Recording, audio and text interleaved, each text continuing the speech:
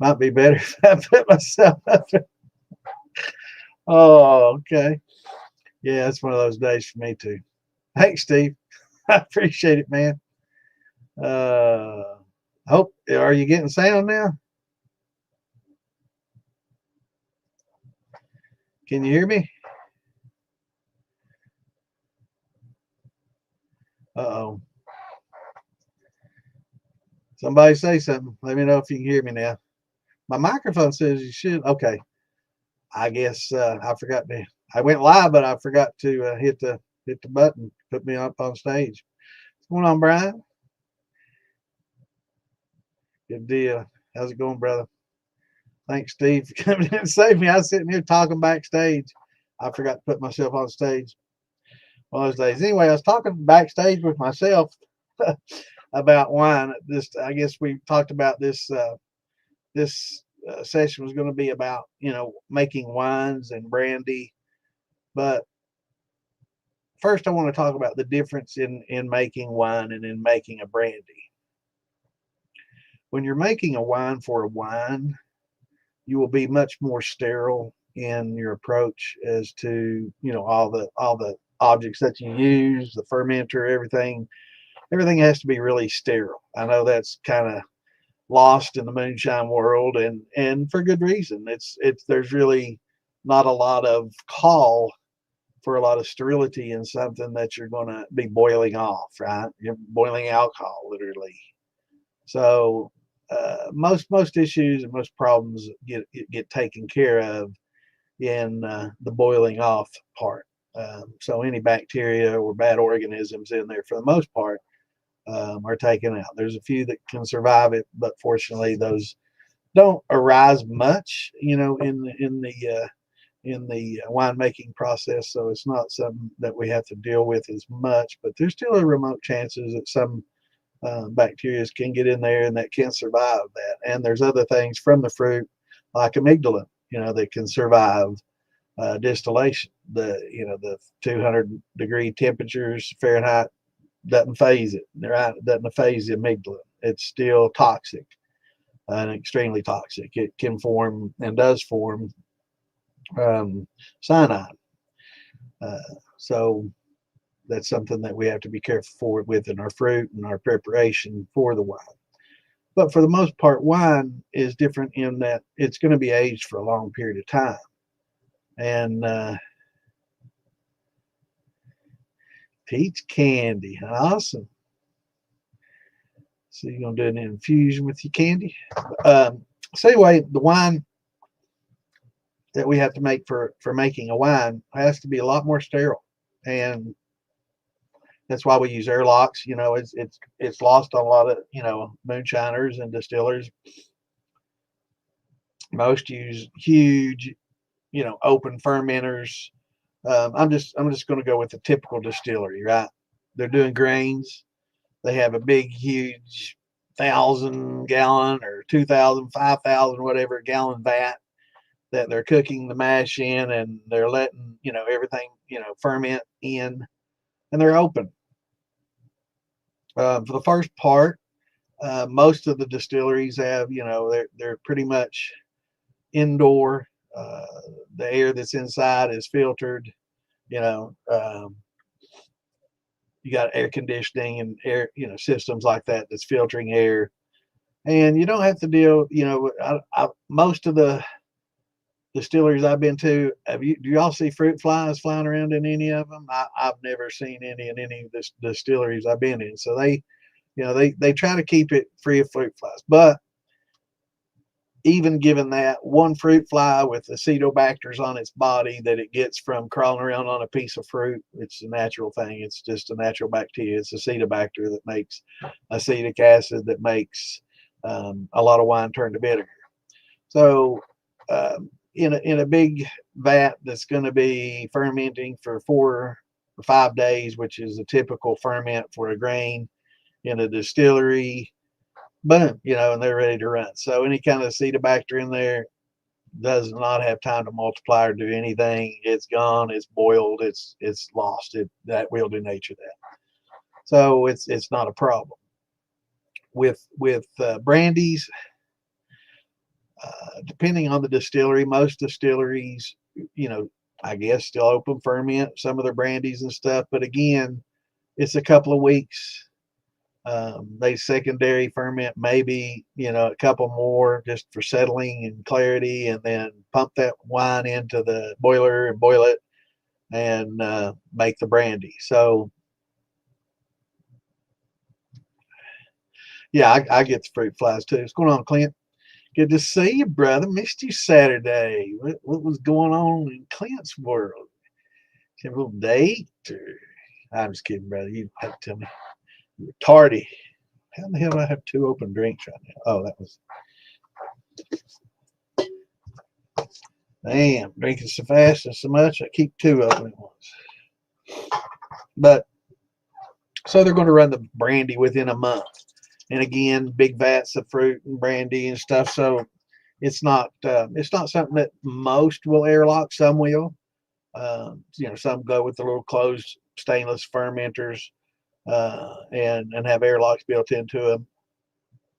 Probably a good practice if you're going to get some time on that before you distill it. But again, a lot of time we're talking about a month, maybe 2, and it's going on a little bit.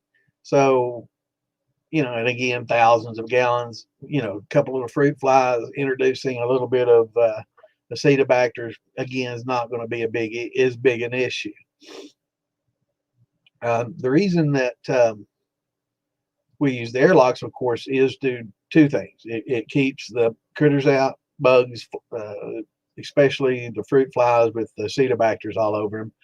And it also helps trap CO2 inside the fermenter. And again, the CO2 creates an atmosphere that's not conducive for bacterial growth. See, bacterial growth usually requires moisture, warmth, and oxygen. And if you keep it cool enough, if you keep it low enough acidity levels, and you keep as much oxygen out as you can out, you're going to reduce the amount of bacteria that damn them Uber drivers, man. You got her number? So, yeah, you made me forget where in the hell I was, man. Got me thinking about something entirely different. But so they use the airlocks to keep these, to keep oxygen out. And oxygen is one of the, key things that are required for bacterial growth. So if you keep, acid levels low where it's pretty acidic, and you keep the moisture, of course, it's going to be moist because it's a must, or, so you got to keep the temperature, regulated kind of low. That's why they use the wine yeast are kind of geared towards lower temperatures. That helps, reduce the bacterial growth. So they've selectively bred these yeast over years and years and years and years to prefer lower temperatures for that reason.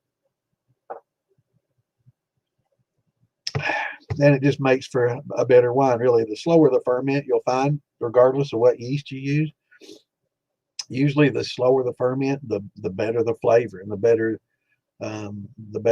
the wine or beer will be.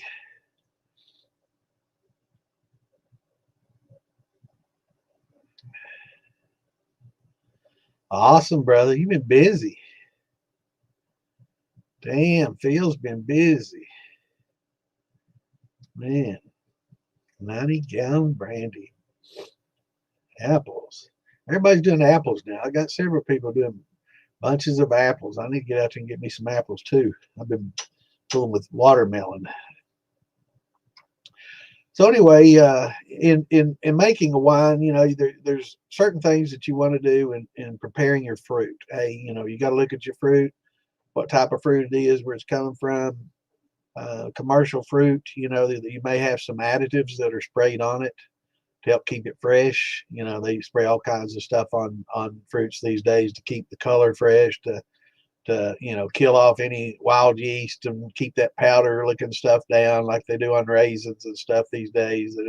They're spraying a lot of our foods with things that hi Tammy, that are conductive to keeping the fruit longer, so they save money, but might not be the best for us, right? So if you're getting, wild, I should say, wild fruit from, people who have the trees or something directly that's not being processed or something like that, you're probably a lot better off. But, we get what we can get. Making brandies is expensive. It's fruit's expensive. Go figure. Something that grows on a tree that can be mass produced is expensive as hell, but you can still get a Happy Meal, for cheap. And I don't know.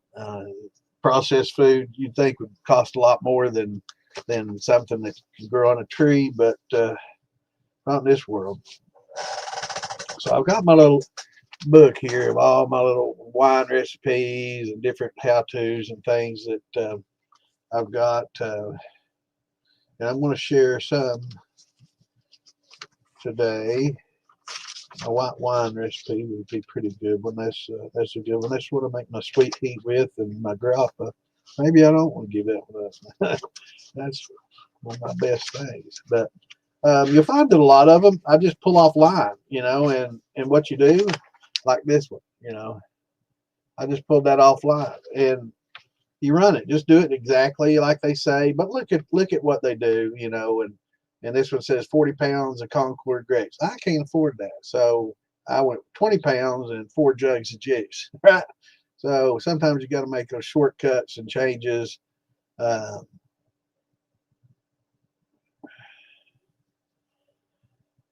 22 pounds I used created 7 gallons of juice. So that's pretty good to remember, as far as grapes go.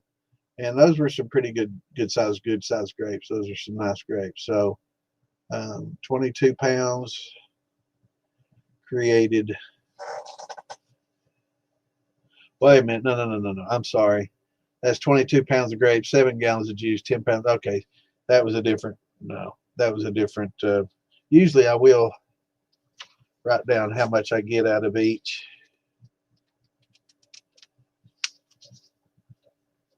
So I'll have to look through my notes sometime, and there needs to be a conversion chart. I need to write down my watermelon, but there needs to be a conversion chart like apples. 20 some pounds of apples is a gallon of juice, right?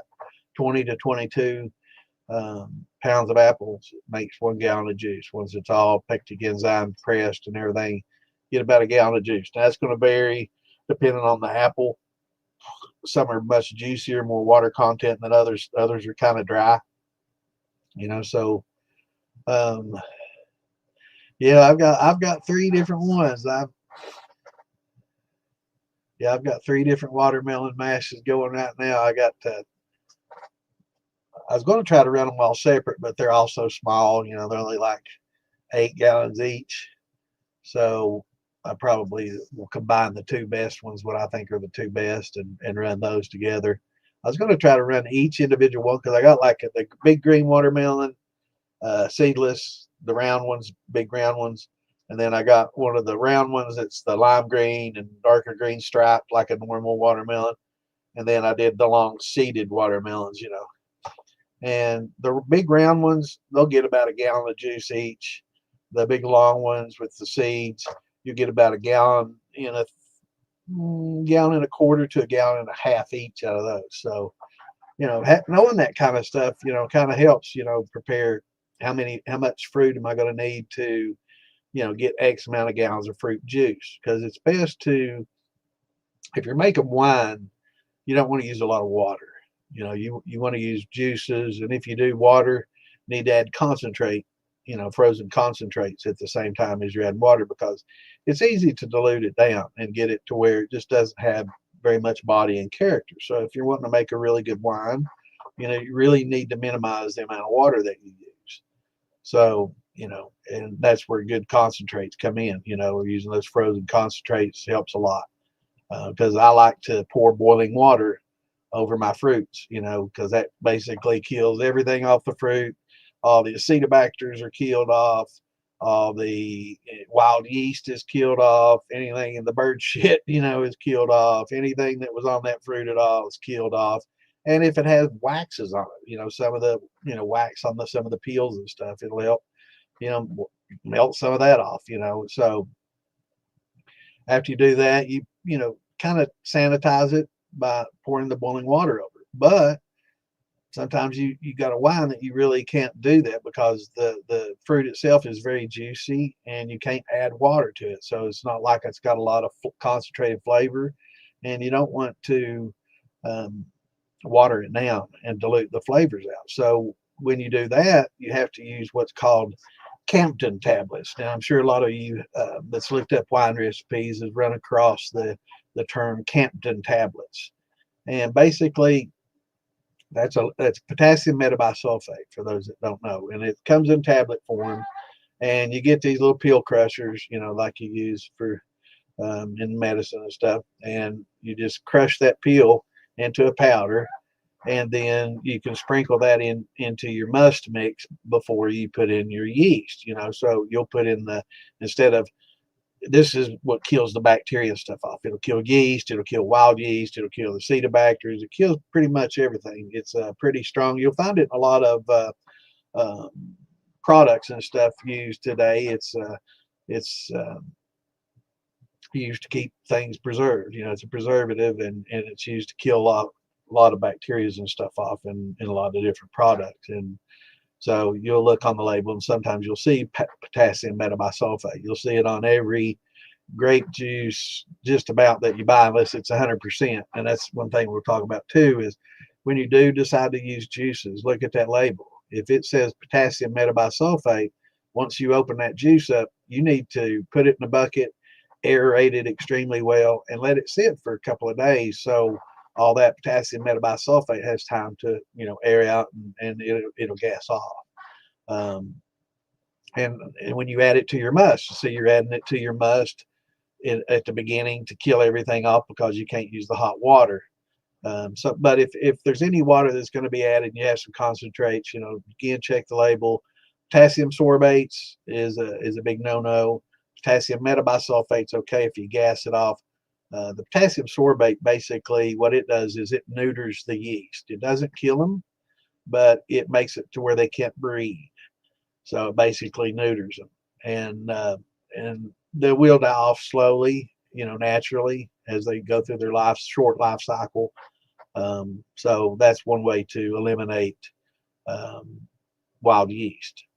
But and a lot of people use it in wines and stuff later on in the process, when they're done with the wine, and we'll talk about that in a little bit. But let's get back to mashing in and getting everything prepared. So when you're preparing it, you're either going to use the really hot water to kill things off, or you're going to use these Campden tablets, or potassium metabisulfate. And most of your I just buy it by the powder. It's expensive when you buy it by the peel form. And then you got to crush it. You got to get a little. I got the little peel crusher. It's hard to smash them. They're hard as hell peel. They're not to be taken by human. They're not for human consumption. They're definitely used for, definitely don't try one. It's just used for a sanitation thing. Actually, it might kill you. I don't know. So each recipe should give you a dosage of how much to use, and one peel, I can't remember what it's equivalent to in the powder. That's easily found in a Google search, but you'll want to use that to kill stuff off if you don't have the boiling water to use. So adding the boiling water or the potassium metabisulfate kills everything off, and then you let it sit for a day or two if you use the Campden tablets.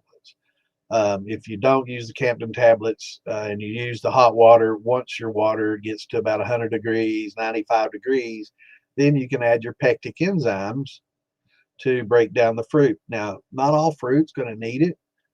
We've talked about this before, but generally your real fleshy fruits, or fruits with a lot of meat, like a banana, pretty much peach, apricots, anything that's fleshy. Definitely, strawberries, anything like that, definitely need to use some pectic enzymes on. You don't have to, but it does increase the flavor. It does help it clear quicker, and it does help produce more natural sugars from the actual fruit itself. It basically, as I've said a million times, you'll hear everybody talk about how it breaks the cell walls down and it eats those cell walls, breaks them down, and what's inside that cell, that's where all that sugar is stored, right? And every one of those cells stores that sugar for growth, for the fruit. So it's going to power, that fruit growth. I guess I talked about that a little bit last week.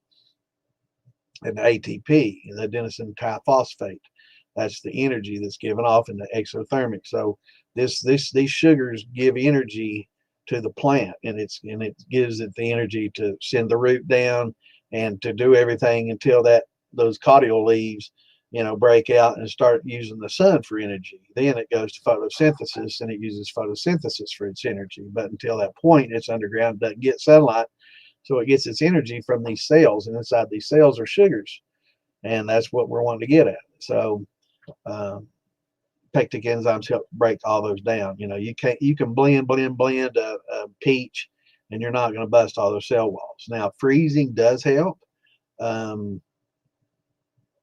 Yeah, you can use 2 spoons, to crush them, and actually I think that might be just as good as the actual peel crusher that I bought. It was just a little plastic one with a wedge. Actually, I might have it just in here. Let me see. I don't know if I carried that upstairs.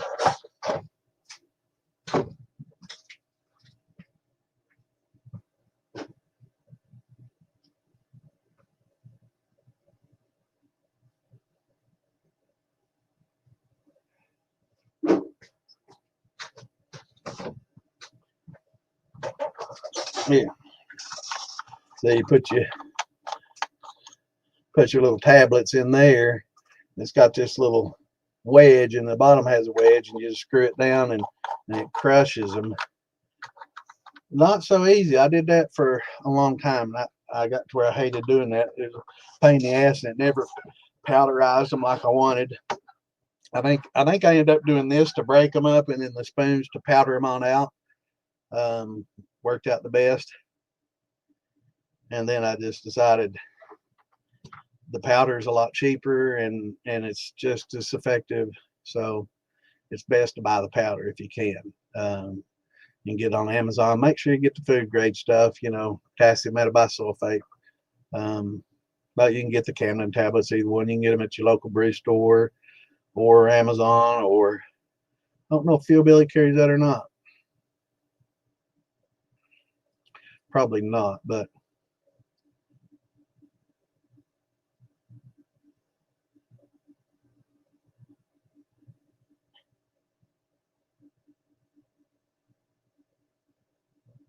yeah, they're probably a little better quality, Stephen. So anyway, we're killing off the bacteria and stuff, and I'm hoping I'm not missing anything. Blushing monkey, strawberry apple.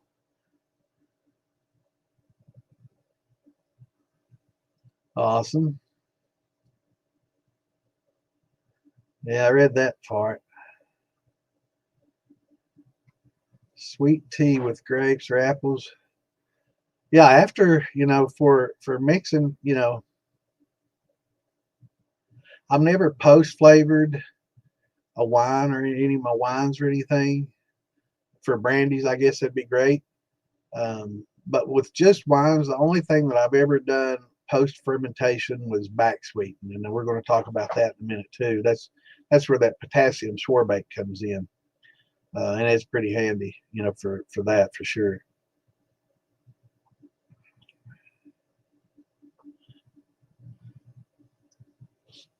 Be careful about answering.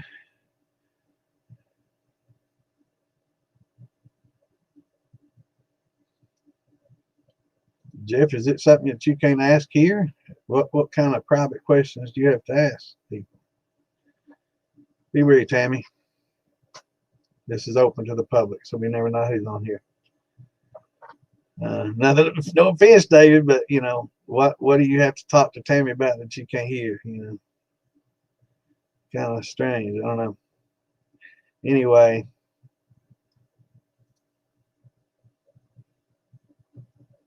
so we're going to break the fruit down. We're going to add our potassium metabisulfate, kill everything off. We're going to let it sit for a few days, right? In the meantime, we're going to check the pH. We're going to lower the pH to 5.3. Let's see what I got in this recipe here. This is 30 pounds of white table grapes. Should be around 3.5 gallons. So I did on this one 30 pounds of grapes will give you about 3.5 gallons. And in this, I added boiling water over the grapes and added the concentrate. And I also added a Campton tablet. And added the pectic enzymes on day 2. So, wait a minute. I didn't even share the link yet, man. Where in the hell am I today? Let me share the link out. I was so worried about not being on stage that, man, I don't know where in the hell I'm at today. Man, my mind just ain't with it. My mind is about 3 different places right now. I've got so much on it. But let me share this link real quick so everybody knows that we are live. What it does automatically share it to all the YouTube pages and stuff, but my Facebook groups, I got to share it to those manually. So let me do that here real quickly. And we can continue. Man, I can't believe I failed to do that. Getting old, getting forgetful, man. It's tough. It's tough. It's tough. But let me do this real quick. I hate stopping right in the middle, but we'll get it out there.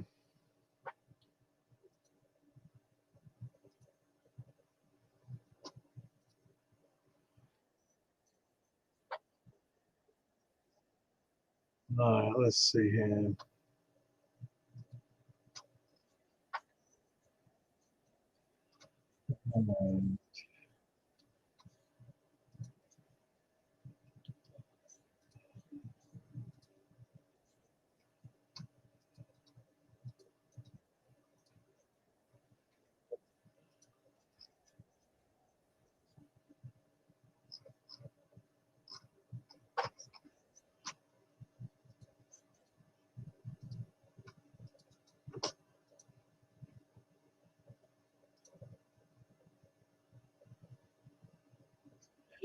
Just a minute. I can't believe I forgot to do this.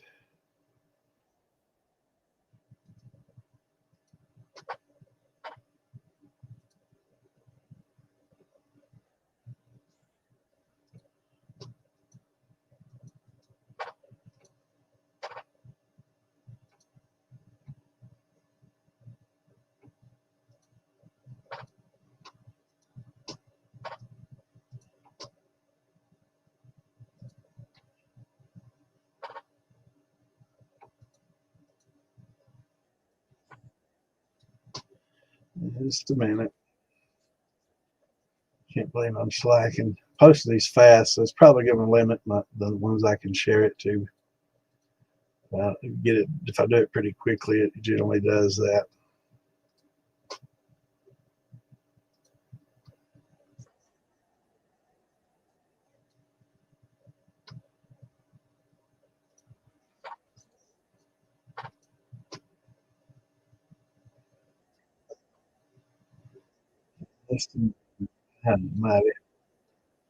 I can't believe I did that.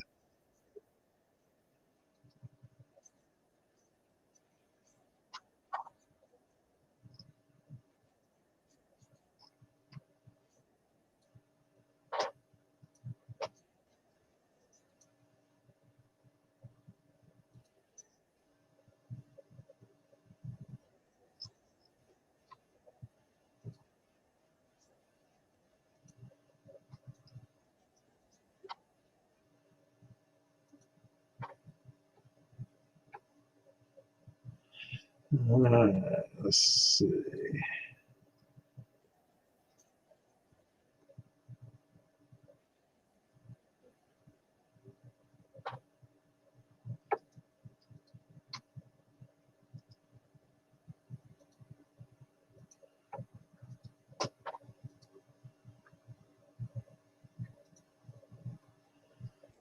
All right. Sorry about that.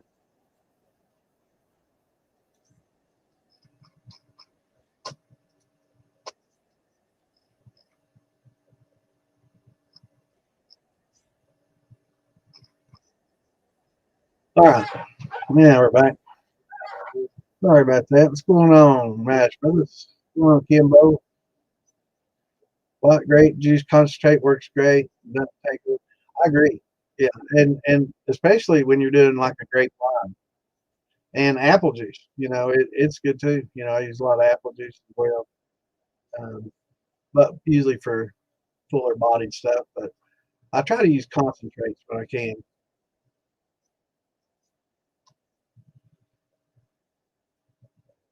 Yeah, I've never done any coconut. All right. So anyway, in the mash, we're adding the potassium metabisulfate or the hot water to kill off all of the bacteria and stuff. Here's my outline recipe. So that's the first thing we do. We break down all the grapes. You know, it's best that the reason they stomp them instead of pureeing them is because the outside skins of the grapes are bitter. And you want to get those off there as quickly as possible, but you don't want to sit there and skin grapes, right? Who's going to sit there and skin every single grape that you use? So it's just not possible. I guess possible, not feasible. Or crazy to sit there and do. Um, so basically, you stomp them, or you just macerate them lightly, break them up lightly. Best just to break them up in your hands. I use my hands and break them up in my hands, and you add the pectic enzymes to them, and then the next day or in the day and a half later, basically all that's left is the skins, right? Because it'll eat all that pulp from inside the grape up and break all that stuff up and process it for you. So pretty much all you have left over is the skins, and then you can use a strainer and strain them out, or just pour everything through a strainer into another bucket and catch all the old skins, and you can get all the skins off that you don't need, and those add a lot of bitterness. Now, I do know that in like darker wines, they'll leave the dark skins in, like the white grapes and the white wines. Yeah, you want to get those skins off just as soon as possible. But the darker grapes, they'll leave those skins in some of the fermentation period because it adds color and a deep, good color to the wine. So they'll go ahead and leave those in there. And the bitterness is something that's usually it's going to be a drier, more bitter one anyway. So it's not as big an issue than the sweet whites. Uh, but everything's different. I mean, there's no rule that says you don't have to, that says that you have to take the skins out on all of them, or the white ones, or that you have to leave them in on the dark grapes. It could produce a little lighter color and less bitterness if that's what you want. And I'm sure there's probably a name for that wine. I'm not a big, don't know that much about grading wines and the different types of wines. I just enjoy making them. Most of them is just different fruits, and I follow pretty much the same protocol for each as far as the enzymes and the pectic enzymes and the Campden tablets or potassium metabisulfate to kill off all the bacteria and stuff. I do that pretty much on all my fruits, but there's some like blackberries. I don't use it on my blackberries because it's really um, not necessary. It don't need once if you look at a blackberry, you can see there's all kinds of little teeny tiny berries on that whole large berry, right? And every one of those is considered the cell. So on those, just running them through a blender and macerating them, muddling them with, like a mortar and pestle, make sure you got them all crushed up. That's as good as pectic enzyme. And those you can put in the freezer. And if you notice the difference in consistency, they're all mushy and stuff after you freeze them. That helps a lot too. A lot of people use um, freezing to help break up those cell walls, but it's good to follow that up with pectic enzyme. Might not need as much, but I like doing both. I save a lot of fruit and buy it when it's cheap, and then when I can get enough saved up, or I'll go pick it, and keep it frozen until I get enough picked and for a run, and then I'll, thaw it out and go through the same process, mull it up, and then, add the, pectic enzymes to it and break it down. But also the potassium metabisulfate. Okay, we got, so I filled a 5-gallon bucket of just crushed blend up fruits. Um,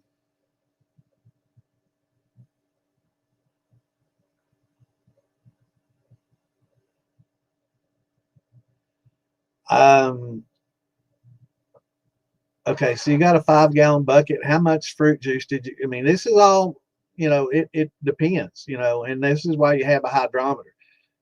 Should you add 25 pounds of sugar? Only person knows that is the hydrometer.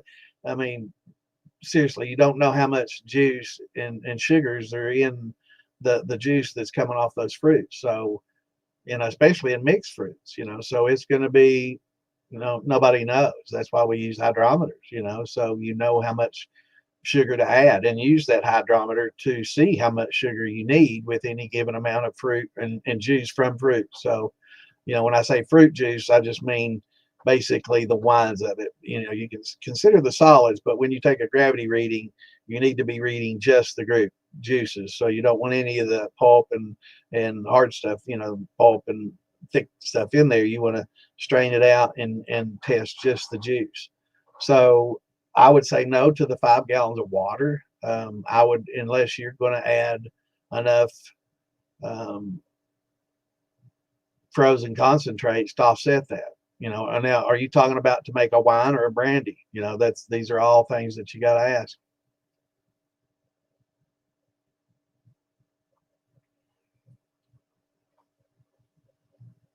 So you want your reading to be about 1080, which is a pretty good reading for, a wine or a brandy.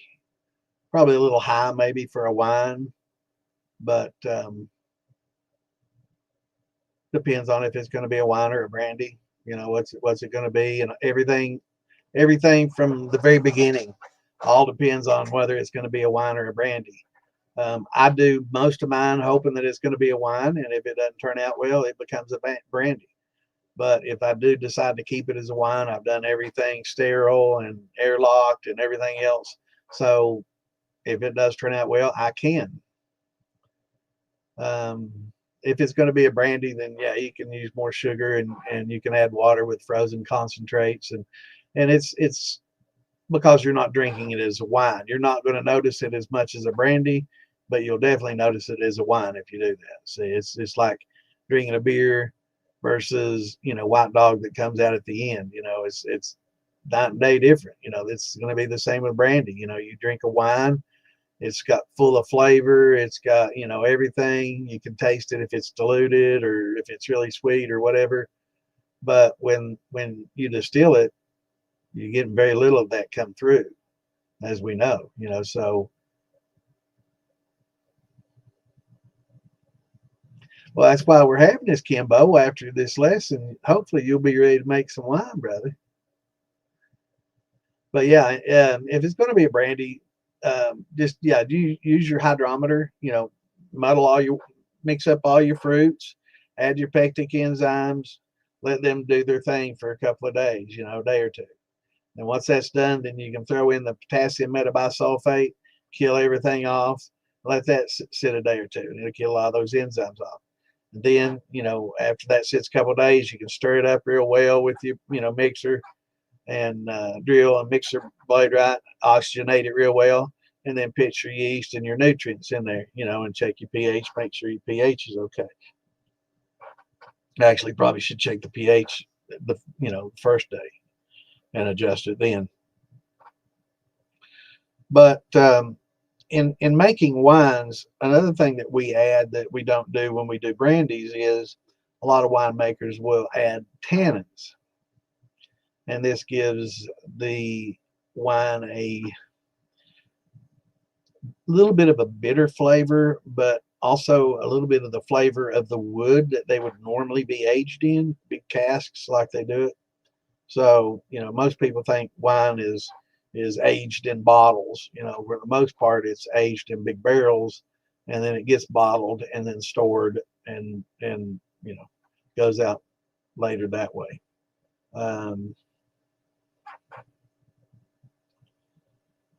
But after you do all that, then you want to add acid to it. When you check your pH, you want to lower your pH down to 5.3. You want to start at 5.3.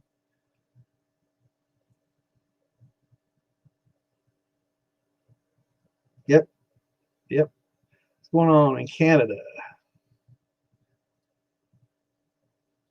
So we're going to go back and rehash everything. So we've taken our fruit and we're going to kill off all the bad bacteria and acetobacters and everything on it. So we're adding either really 160 plus degree water, really hot, or we're going to use the Camden tablets. Now is a good time to check the pH of what you got, and if make it 5.3. Take the pH down to about 5.3 for doing aging the wines. And you can add your pectic enzymes and break down all the pectin in the fruit and everything. After that's done, then you can add the Camden tablets or the potassium metabisulfate, kill everything off, wait a day or two, and then you're going to add, this is my wine recipe. It's what notes I've written down as I've done it. Checklist of everything that I use. Then we add what's known as an acid blend in winemaking, and it's citric acid, malic acid, and there's another acid in there. I can't remember.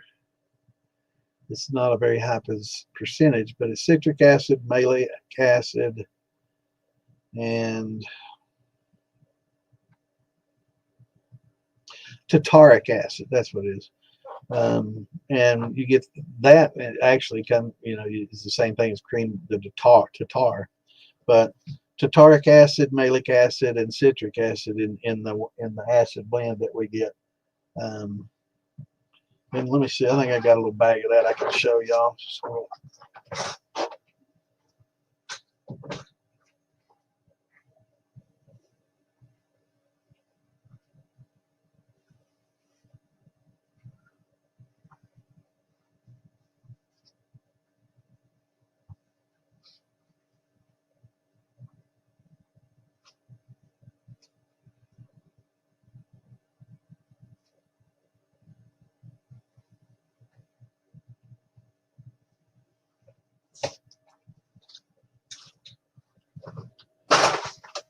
All right.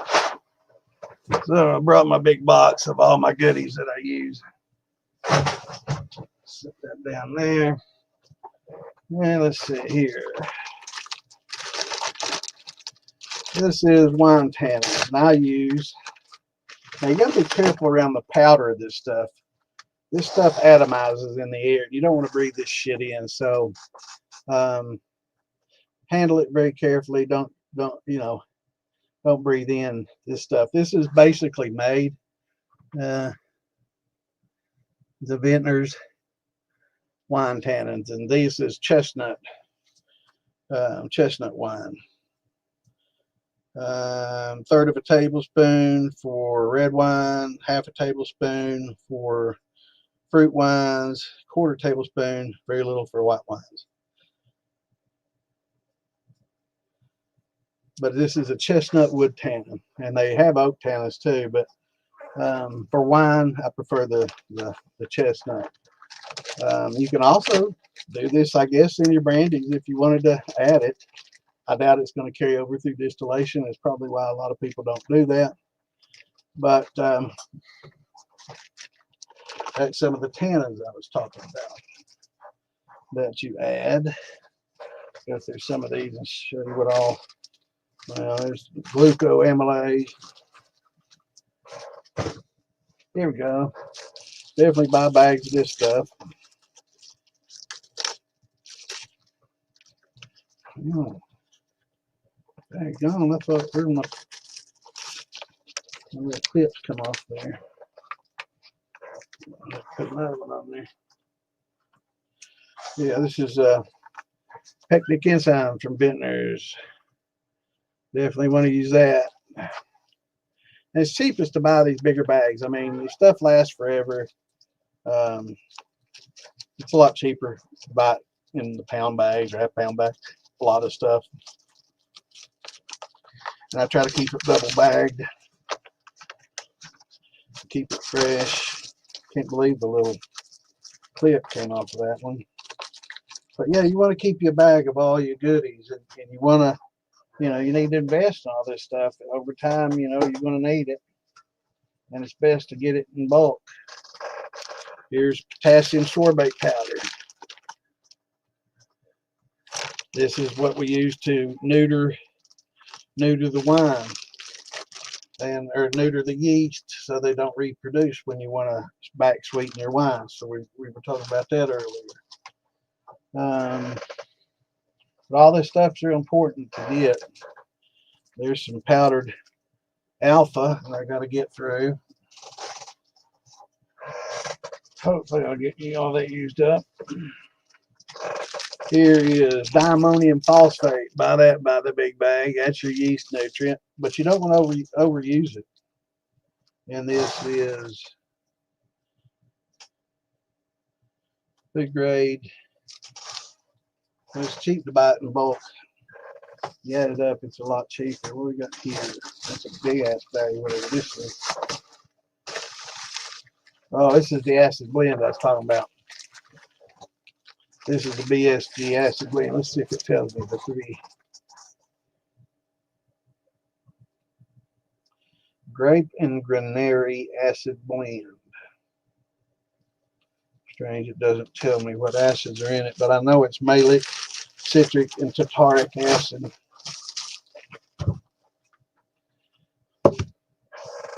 Remember something. Now here's what Camden tablets. When you buy your Camden tablets, this is what I first started using. You can see the tablets in there. You just have to break those up, and let's see if it gives you the conversion. How much is what here?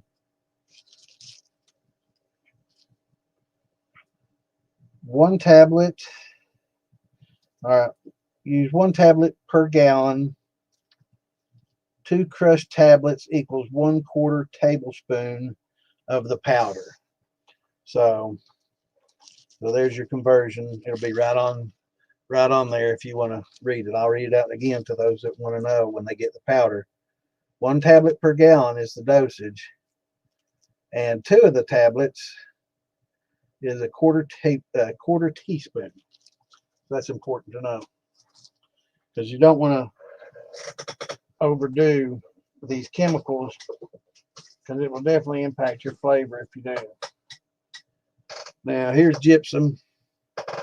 I add that and calcium to my water after I use the reverse osmosis, so that's why that's in there.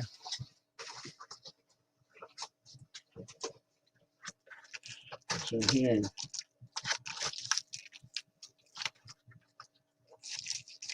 The hell?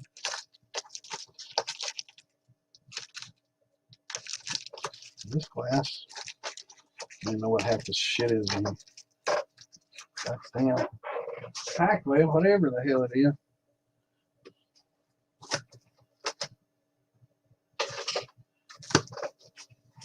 Now, why in the hell would I wrap a damn spool? That's just a stainless spool. I don't know why that's wrapped so damn well, but that needs to go upstairs.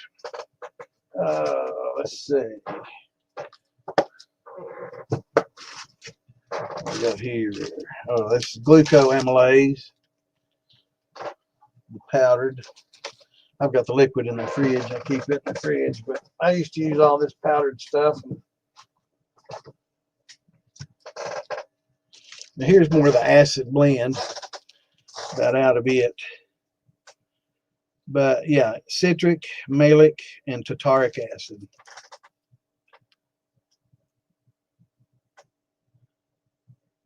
I was pretty sure that's what most of your acid blend is going to have that. Now, you don't have to have that. It's just a regular citric acid. Yeah, I use the liquid ones too. This is what I had before. A lot of the liquids became real popular, and I've been using liquids ever since. But every once in a while, I'll use these powders, trying to get rid of them. I gotta justify using them. I use the gypsums because if you use distilled water or if you use reverse osmosis water, you really need to add back some calcium and minerals into the water. That's essential for the fermentation. That's why like the spring water from certain areas that are high in limestone do so well, is because it's rich in calcium and in minerals. And the gypsum just helps add some of that back, and the calcium. I've got calcium in here somewhere too. If it ain't upstairs, this here. Oh, here's the potassium metabisulfate. I don't know if you can see that, but this is the same thing as the Camden tablets, and you can buy a big ass bag of that or a thing of little tabs for about the same amount of money. So you definitely want to go that. But here's the calcium carbonate that I add with the gypsum to get calcium back into my water. Now, this same calcium carbonate is also the stuff that comes off the oyster shells that we talk about, right? So this doesn't bring pH up, but it buffers, and it's really tough to mix with the water. So when you use this, a lot of times it's good to blend it into water and let it sit for a long period of time. That way it slowly works into the water. But it doesn't want to. It wants to just float on the top, or if you try to stir it, it'll stick to the spoon, and if you try to get your hands in there, it wants to stick. It just doesn't want to bond to water well at all or mingle with water. So put that, and always a little baking soda. Have a little baking soda on hand, last resort. But having a box with some of these is essential, and stirring and using stainless instead of wood spoons, because wood spoons have spores or pores that some of this bacteria and stuff can get inside of and grow. But I wanted to show you some of all these different chemicals, and you need to start your little, if you're going to do wines, you need to start building these up, and you'll find that buying 6-8 ounces for $4 or a pound, for a couple of dollars more, yeah, you generally end up the same. Well, hell, get twice as much for a couple of dollars more. I just get the larger package, and that's kind of the thoughts. I'm not going to quit doing this anytime soon, so and that stuff's really lightweight for its size, that potassium sorbate powder. But it's something you're going to use, so might as well get the best deal out of it. I don't think the powder works better with anything, Richard.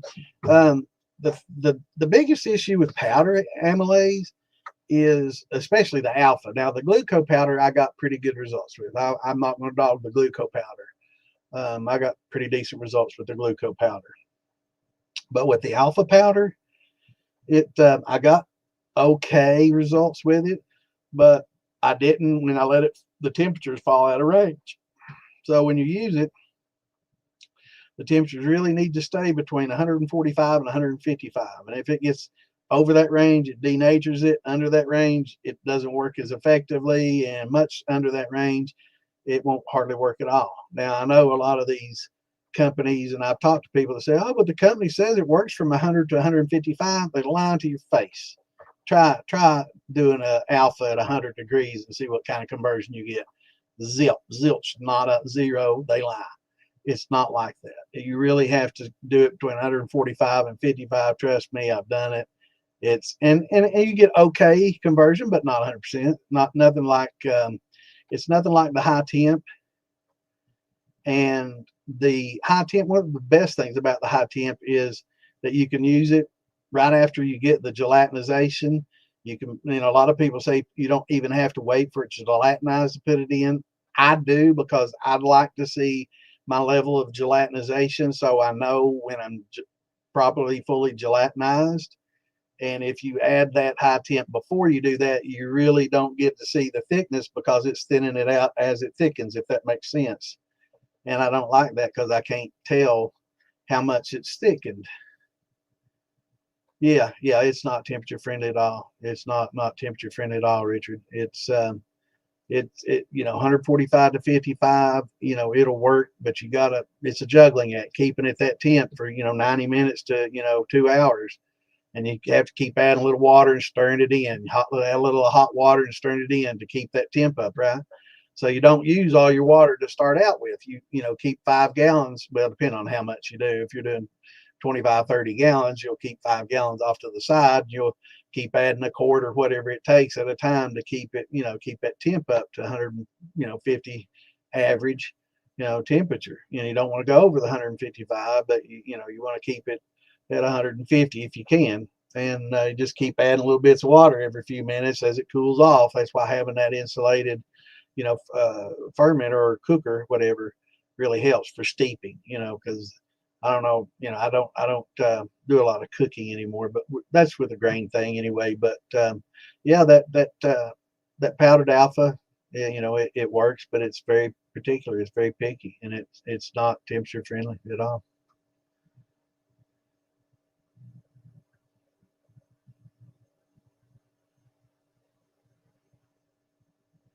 So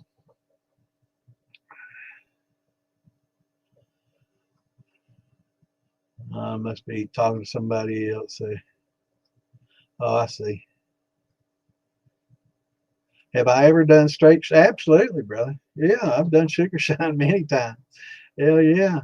I mean, it's hot, but you definitely want to have your oyster shells because it's definitely prone to crashing and pH crashing. So if you got your oyster shells handy, those come in pretty handy. But yeah, I mean, there's times when you just like, fuck it. I don't want to go through the deal with the grains. I don't want to deal with the fruit. I just want some fucking liquor. I just want something to drink. I don't give a fuck if it's hot. And sugar and water, little nutrients, little oyster shells keep pH up. You know, it's hot. It has a lot of bite. Run it twice, mellows it out a little bit, mix it. Once you get it mixed in there, it's not so hot. If you drink a mixed drink, proof it down, you can get drunk, and that's the alcoholic in me coming out, I guess. It's like, fuck it.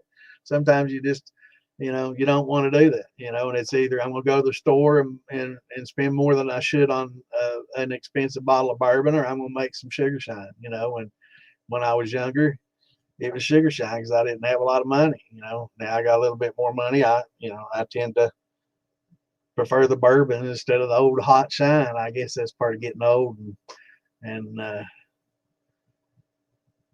that's one of the reasons why I like wine a lot more. I'm starting to get old. That hard stuff and drinking straight liquor. I like it straight. I don't like mixing it.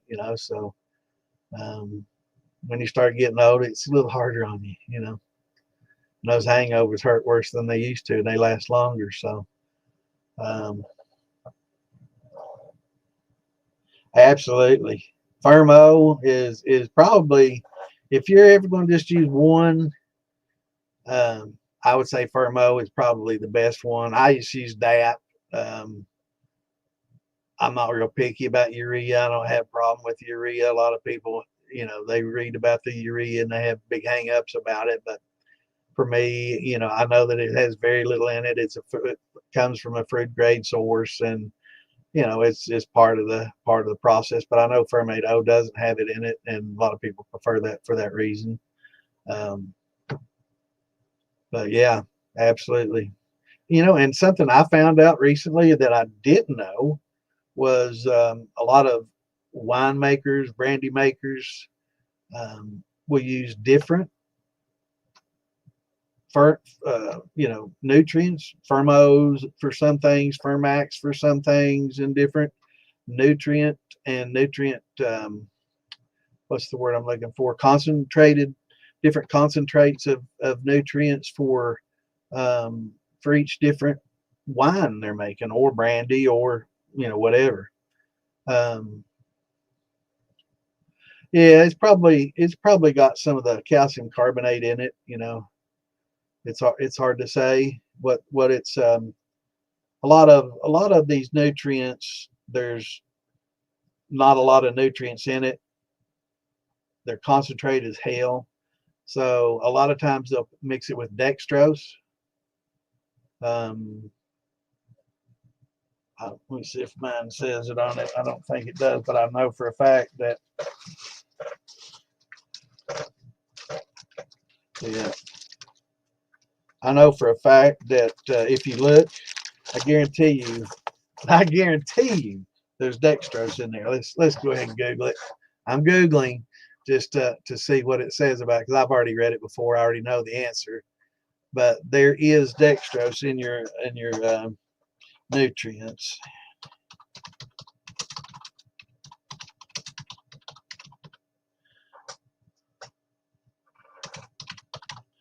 All right, I just did the nutrients for wines contain what? Wine, let's see. All right, okay. That's way too broad. Nutrients, let's just say diammonium, DAP, nutrients contain what? All right, DAP provides nutrients, phosphorus and nitrogen, uses a fertilizer, 18% nitrogen, 46% phosphorus.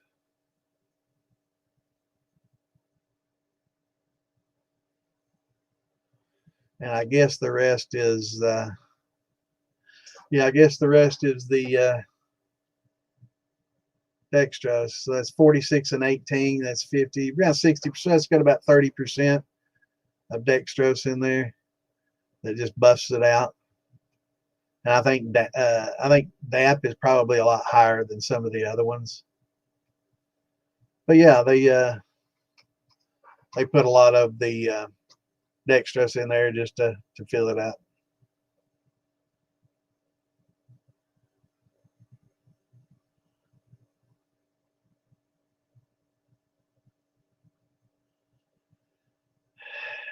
They may have, I'm not sure what the reason for adding urea to. Let's Google that, because I don't know that. I don't know everything. People start to make fun of me because I Google shit, and I'm like, I don't profess to know it all, and I don't mind Googling shit. If I don't know, I'm going to Google it because I want to know, because I have an inquiring mind. And some people are just bitter and like casting stones. So if you don't have nothing good to say, probably best keep your fucking mouth shut. Now, I hate being that way, but I've heard a lot of people, he Googles everything. He doesn't know anything. It's all just Google. That bothers me, is how bitter, petty people are. But yeah, I don't know everything, and I don't mind admitting that. I've never professed to. So, maybe they're just jealous that I have a little more knowledge than they do. Must suck to be them, huh? Why do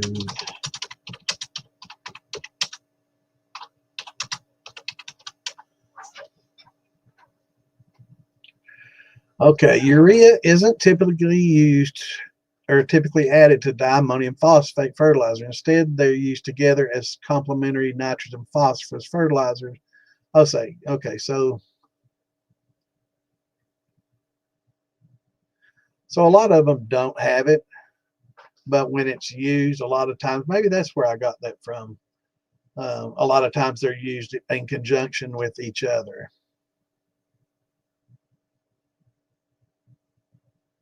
So I guess most DAPs aren't going to have it.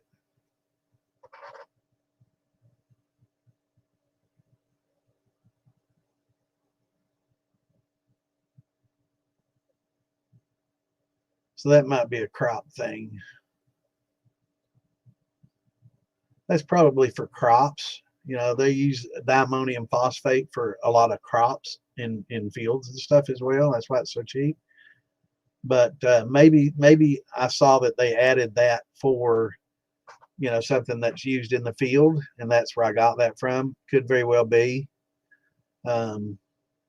So probably most of the DAP that you get for alcohol probably doesn't have the urea in it, like I know the Fermade O doesn't.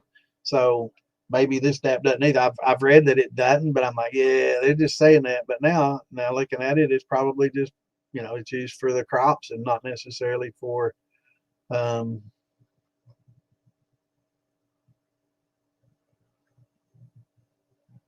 So I don't think that they're using the urea in that.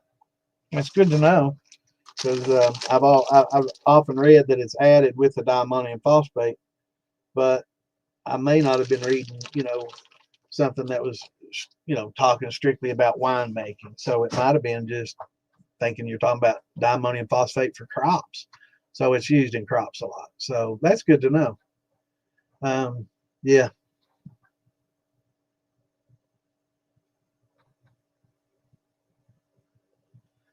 Black walnut, green shell husk, clove, and wormwood. Awesome. Yeah, I've heard of that too, and I've actually heard of using shit for nutrients as well. But I think I'll pass on that. But I mean, no thanks. Maybe in zombie apocalypse or something, or jailhouse something. Maybe. Yeah, I think I just go without nutrients. They're not. You don't have to have them, right? I just maybe the flavor, the off flavors that the yeast creates, not going to be as bad as that. I know, man. It's bad. Uh, yeah, we were talking about the diammonium phosphate that you're adding as a nutrient. Um, I don't think it's used in a lot of the stuff that you get for brewers. If you get stuff for brewing and for food grade, I don't think that it's going to have as much urea in it. I've always heard that the Fermax did not have it, but everywhere else I've read that a lot of people have been saying it's mixed with that. So I think a lot of people are reading that that it's just been added with it because it's added in with a lot of crops for fertilizing crops and stuff. So urea is definitely added in with those, and probably for a damn good reason because some of them require the extra nitrogen. So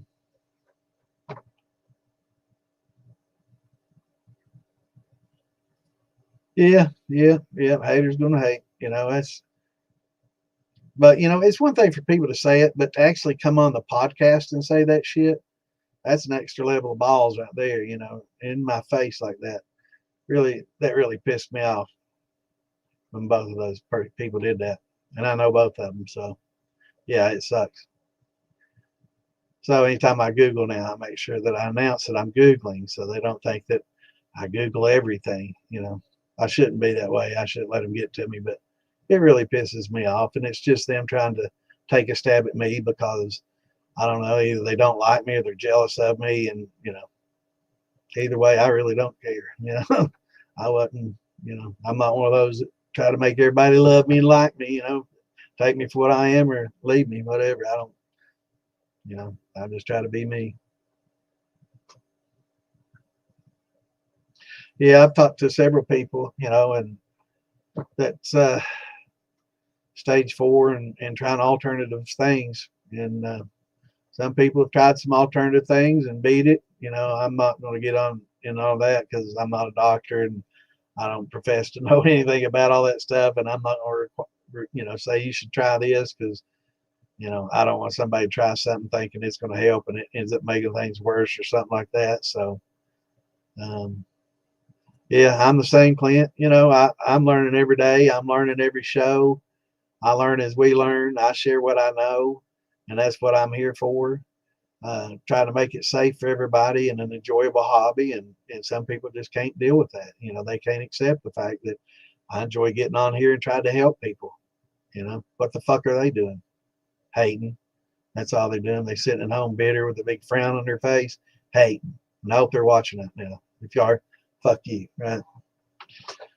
So back to the point. So we're where are we at now? We've crushed the fruit. Hell, where are we at here? We're getting sidetracked. Let me go through all these questions and stuff.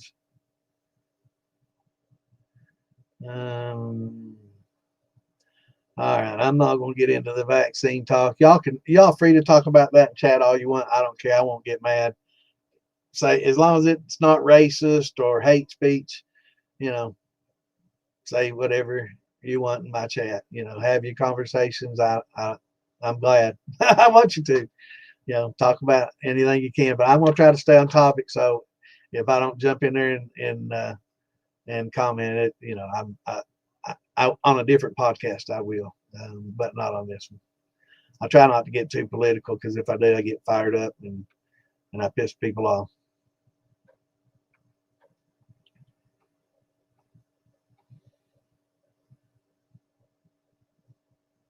Yeah, yeah. Well, a lot of times it's mixed with diammonium phosphate for use in crops. And I think when people hear, oh, you're using diammonium phosphate in your wine, it's got urine in it, right? And I guess, I've read that somewhere too, and maybe I thought there might be some truth to it, but I don't, everything I've read since then, I know Fermade and Fermo doesn't have it, and I've read that Fermax doesn't, and then I heard somebody say it did, but that was on a distiller org type deal, and that's kind of like Reddit. You can't take anything that they say on there for a fact, because anybody can get on there and say anything they want, and it's just a bunch of disinformation. And there's a few very well informed people on there, and once you look at the site, you'll know who to listen to. But there's so much, I'd say, on that site, 75-80% disinformation and 20% good information. It's just, but there are some very knowledgeable people on there. I'm not going to knock the whole site just for that, but anybody can say anything they want to and make comments, and and they just don't know what they're talking about. Just a perfect example. Now, I'm not trying to get political here, but somebody was talking about, I read an article about and this is typical for today, and I'm not intentionally picking on one party or the other, because both do it, but there was a comment about, I guess Trump had they were meeting for a grand jury selection to see if they were going to indict two different people for threatening to take our president's life. And they said that they weren't able to find cause to select a grand jury, or the grand jury wasn't selected because they didn't feel it didn't pass the muster, right? And somebody says, well, both attorneys are the ones that select the jurors on that, so it wouldn't be corrupt or anything like that. And of course, I read her Facebook profile, and she was a lefty, and instead of a righty, and she was speaking, had no idea, what she's talking about. Judges pick a grand jury, not the attorneys and all that. It's not like that. So a lot of times people make comments and act like they're an authority on things, and they have no idea what the fuck they're talking about. Just nothing. And they do the same thing on Reddit when it comes to distilling. They do it in our groups. They do it in Distiller Org, and just about everywhere you go, man. There's so much disinformation out there, and a lot of it's opinion and stuff that we deal with, and I can deal with differing opinions, no problem. But when it comes to facts, there's no opinion when it comes to facts. It's either right or wrong, and there are some right or wrong things in distilling, whether people like it or not. A lot of people like, oh, well, that's the way you do it. And it's the way it's supposed to be done, not opinion. Now you can, eliminate a lot of these things and still get a drip, but it's going to taste like shit. It's not, that's a fact. So there's certain things that do better, adding nutrients to, a fermentation that is nutrient deficient helps. Fact. Is it necessary 100%? No, it's not, because the yeast can just cannibalize each other, stress the fuck out, cause a lot of off flavors, create butyric acids that smell like vomit, and a lot of other things, and make your ferment taste and bad. And people run it, well, it didn't turn out like it usually does. Well, you didn't use your nutrients, so it's a mixed thing. When you start stressing yeast, you start dealing with a lot of problems. And on the converse, if you add too much nutrients, you can fuck up the flavor just the same. So,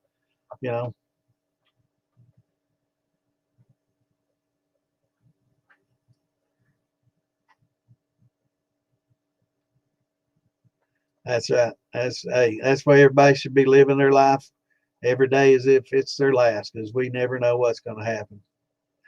And I wish everybody lived that way. We'd be a lot happier, wouldn't we? But no, everybody's bitter, and that's funny shit right there.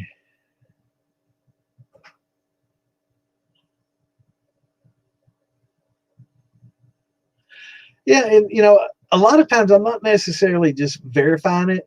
It's that I don't remember, all the facts around it, and I'm hoping that when I Google it, it'll add some things that I don't know, right? That I can share.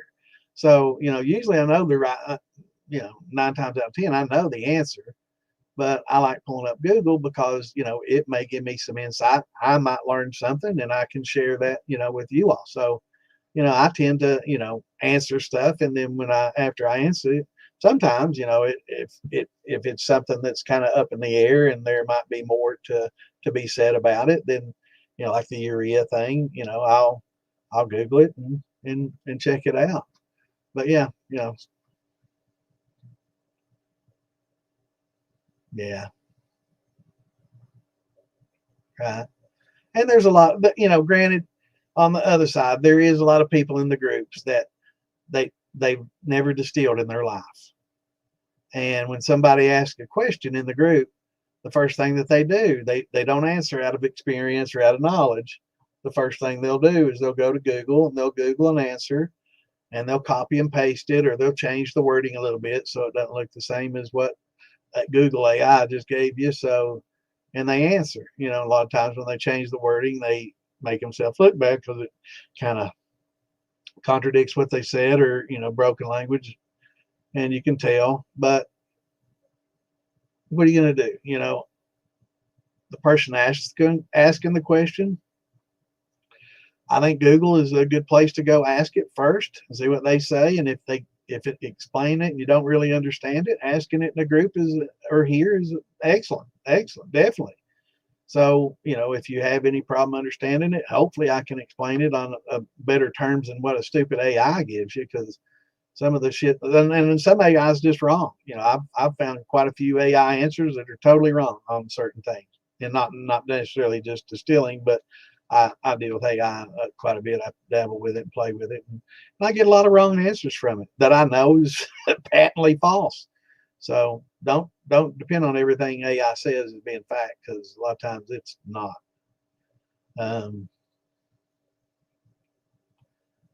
So let me scroll on down. I've missed a lot. They hate me because they ain't me. I guess. I don't know. I can't imagine anybody wanting to be old me.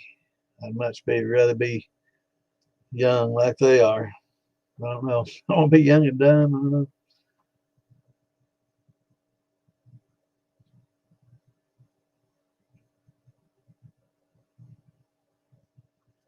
Evan Williams is excellent. I usually have a bottle sitting here, and I got my box sitting on everything now. Yeah, I usually keep a bottle of Evan. I've been drinking a little bit of this lately too, though. Man, that stuff's pretty damn good. That's why I have a weakness. Used to it'd be old sugar shine. Now I gotta go get that high end bourbon. Yes, even though until I can age some, I'm going to keep doing it. I age a little bit on stage, and that just ain't the same. So I've got a couple 15-gallon barrels. Now I saw some. I don't know if y'all saw it on the Moonshine Militia group page, but we had somebody in there that had some 5-gallon barrels. Somebody got a bunch of them. I'm not going to mention any names, but I think Phil Billy will have them. So if y'all want some 5-gallon barrels, that's probably about the perfect size barrel to mash in if you're small time, like most of us are. 15, it takes quite a bit of that's a lot of quart jars. 15 times 4, what's that? 60 quart jars. To fill up a 15-gallon barrel. But these 5s should go pretty quickly. 15 probably take 6 months, 8 months to age in. 5 gallons, probably a couple months. So it's going to be a lot quicker, to age in that. Again, it's not going to be the same as aging in a big barrel over 8 or 9 years, or how many this is. I don't even think they put a year on this. I think it's blended. That's good shit though. But generally 7, 8 years for a lot of the finer bourbons and stuff. You can't really replace that, and a lot of people coming up with, ways to make the barometric pressure and temperature changes and make the moisture, the liquids inside the barrel move around and slosh and, oak quicker, and, trying to do different electrolysis things with wood in it and all these. I've seen them all. I've experimented, but nothing can really replace a barrel in time. So let me scroll on down to where we are. I hope I don't miss anything. Syrup wash, yeah, that's pretty much like a sugar wash or an agave, tequila wash. So what's going on, Scott? Hey, we're going all right, brother. I started the podcast, started backstage talking to myself, and then forgot to share it with everybody. So yeah, it's one of those days for me. I've got so much on my mind. Farm to bottle coming up.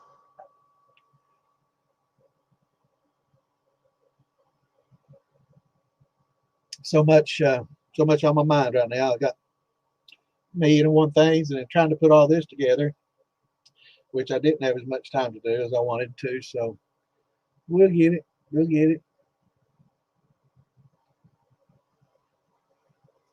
Hey, brother, I appreciate it. Yep, YouTube you. Yep.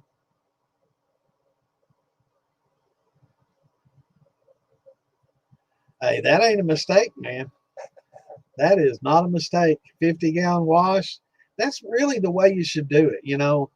People that go to the trouble. Now follow me here.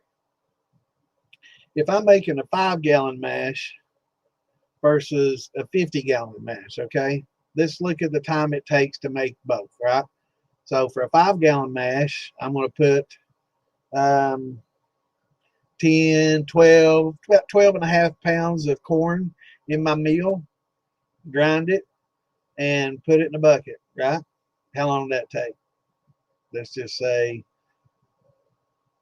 I don't know, 5 minutes. So for 5 times that, it's going to take 25 minutes. So 25 minutes difference in grinding your grain. Now, boiling water is where the huge difference comes in as far as time. Because it takes a lot more time for a big old vat of water to boil than just a few gallons. But really, once you think about it, it's only taking you a few more hours to put 10 times now grain or just washes, whatever. It takes 10 times that if you want to do 5 gallons 10 times. It will keep, especially if you have a cover on it, and doubly so if you have it airlocked. But keeping the cover on it and keeping the bugs out of it, keeping it into temperature, fairly stable area. Man, you keep that shit for a long, long time. I've heard people keeping corn mash. Tom Crumb, then he had a corn mash he forgot about in a barrel in his barn that sat there for 8-10 months. And then he went over and he saw it. He's like, holy shit. And he saw what was in it. He ran it. Said it's some of the best he ever run. So, you can make that extra in just a little bit more time and just dip out of it as you need it. And it's perfectly legal as a beer or a wine in that barrel. So they can't say, oh, you got this. It's not moonshine. It's not liquor. That is beer. It's legal to make. So, they might even have to, well, I doubt that you're not going to get that good of a lawyer, but they might have to pay you for your damn beer if they pour it out and they can't prove you're making anything else with it, right? So if they come in and start pouring out all your wine, out all your beer, and they can't find a steal, they're going to owe you some money because it's perfectly legal to make wine and beer in most all states.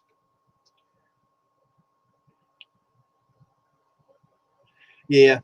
Yeah, in the groups, you get a lot of people Googling, and as long as they're giving good answers, I don't mind it as much. And a lot of times I know that that's probably a person that doesn't have that much knowledge, but at least they have enough knowledge to seek knowledge, from somewhere that has better knowledge than just saying what they heard from somebody in another group that knows absolutely nothing about it and just trying to act like they're a big shot, like they know something.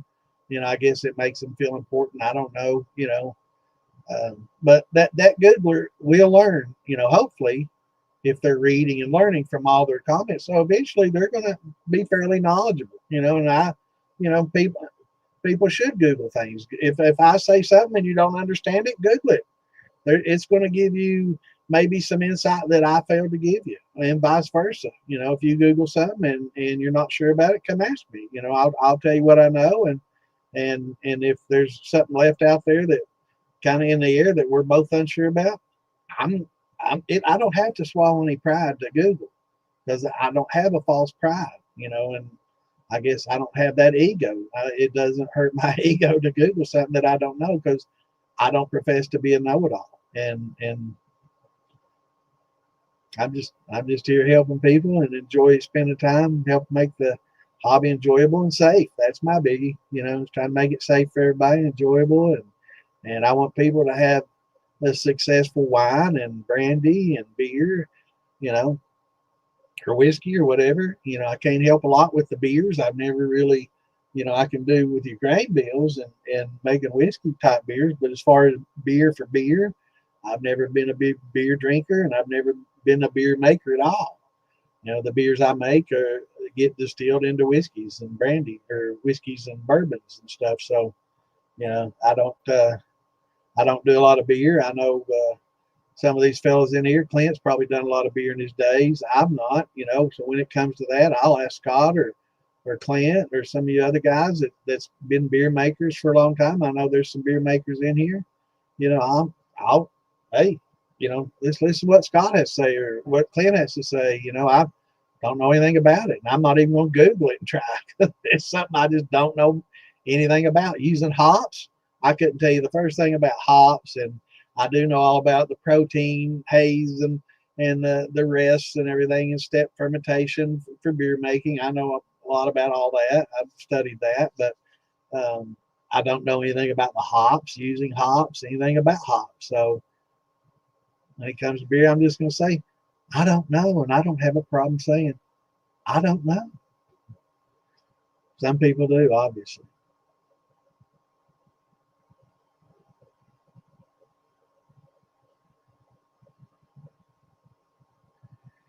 %, hard apple wine. Sounds awesome. All natural juice, brown sugar, and table sugar. Tastes great. Slice apple pie. Absolutely, brother. It might, and then it might distill over, and all you can taste is a little bit of cinnamon and maybe a touch of apple. That's what most brandies are. You know, I've tasted a lot of post-flavored brandies, and it's so obvious. You know, if you're a brandy maker and you make good wine and you distill it and you make a brandy, you know that you're successful if you can take a drink of that liquor at 100 proof or 80 to 100 proof, and you can and you can say, hey, you know, that was made with apples, or hey, that's a peach brandy. You know, if you can identify the fruit in what you're drinking, then that's a pretty good brandy. You know, you can identify what fruit it was made from, and that's how light the flavor is. You know, you just get a hint of that fruit. That's what you get pretty much with a brandy. Now, when you start infusing and using new techniques, you can get a little bit more. You get more nose. And when you're drinking it, you can smell it, and it adds to the flavor, and it adds some to what you're drinking as well. So you're getting a little bit more of your senses, right? So it's not just much your taste. Like a straight brandy, a lot of times you smell it. You don't smell that apple or peach, but you taste it. And I'm getting a little bit of peach out of there. You know, it's not bad. That's pretty good, you know. And that's a decent brandy if you can tell what fruit it's made from. But if you have an infuser, it certainly helps concentrate those flavors. And depending on what you use in your infuser, you can add quite a bit more flavor doing it that way. That's why that's a big, huge thing now, is using infusers and jar rigs. I would rather see a copper one, but you know, if you do it safely and watch your temps and don't shock your glass, you can do that perfectly fine. I'm not going to tell people one way or the other which is best or worst, or you just have to decide that for yourself. I would tend, you know, in the long haul to prefer copper or stainless for that matter, and with a drain in it, so you can just drain everything off that's in there and turn the drain off and not have to get my grill gloves on, you know, and work the bypass and undo the jar and pour it out and pour the hot liquid back in the jar and do that route. If you had a stainless steel infuser, you wouldn't have to worry about heating up the infusion thing, so it wouldn't mess with your glass and shock it and crack it. Or if you broke your glass right in the middle of infusing right in the middle of your hearts, and you just have to shut down or find another jar to fit it and all this, what if you like doing it that way, it's perfectly fine. I know there's a lot of jar rigs out there and they work just fine for everybody. I haven't heard of a lot of people breaking them, so that works great. But I would say, Stephen, if you distill that, you're going to lose a lot of that flavor. And if you like it the way it is, that's why I'm liking wines more. And post flavoring some wines, even is not out of the question for me. I've not done it yet. I've back sweetened wines, but I've not done any post flavoring on wines. But I have added alcohol to wines to kind of fortify them and make them stronger. But I'll probably will try to add some flavors to some wines and see where that goes, because I really like the flavor of the wine and the depth and the character and all that. And I used to not like a lot of wines when I was younger, but as you get older, you don't necessarily want to drink hard liquor every night, So, and I have good red wine with some steak, I really enjoy that. And my fiance used to really love my white wine, my sweet heat, and it was probably about, I don't know, probably about 14 to 16%, alcohol. So it was pretty strong wine, and she liked it, but found out she got diabetes, so she don't drink it anymore. But yeah, I would say that sounds really good, and I would say it wouldn't be near as enjoyable as a brandy unless you infused with that, and it's still not going to carry over flavor like that. And that's what people kind of expect. When they get like a brandy, they taste a brandy and they're like, well, I can barely taste the peach in that. And it's like, well, thank you. You can taste peach. You can taste peach brandy, because I succeeded. I made a brandy, and you can tell me what fruit was made with it. That's how light the flavors are going to be with just a straight brandy coming off the stills. A lot of people expect the smacky in the face flavor, the peachy peach, just peach and sweet. And I'm sorry, you don't get that coming off the still. It just doesn't happen. Unless you're trying to infuse in the downcomer or something like that, running it over something or dripping in, syrups or something like that as it comes out. That's just not going to happen. That's awesome. Yeah, I'd say anything that sounds really good though.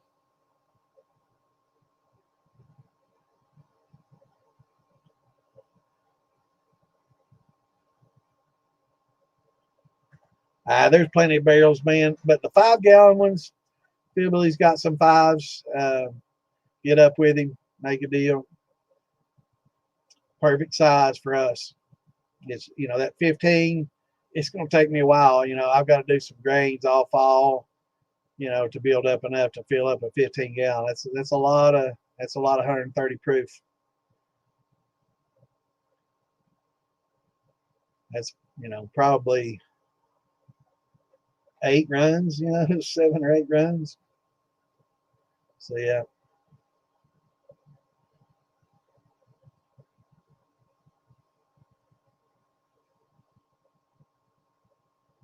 That's right. That's a fact. I'm not that far behind. God bless. I'm sorry. I'm gonna try to scan through here as quick as I can. I get behind. Pressing peaches. Awesome. Yeah, fallen fruit, man, or bruised fruit. You can find somebody to source that from, or a secondhand fruit stand. There's a place out of Illinois or northern Indiana or Illinois. I think it's in Illinois. Sells a lot of fruit by the pallet full, man, for like $1 a pallet. And it's like 30, 40 pounds a pallet, and it's selling that shit cheap as they can, man, because it's that, or they just have to, I guess they take it from these grocery stores and stuff, fruit stands and stuff, and it's got bruised on it and starting to go bad. Some of the fruit's still good in it, perfectly table fare, you know, but some of it's going bad, and some of it might have a little bit of fuzz started on it. Boom, it all goes out, right? And well, you know, now you pour 160-degree water over that. Well, you want to wash your fruit, you know, before you put it in there. Of course, it's going to take a lot of that fuzz off, but you put that 160-degree water on there, that potassium metabisulfate, it's going to kill that fungus.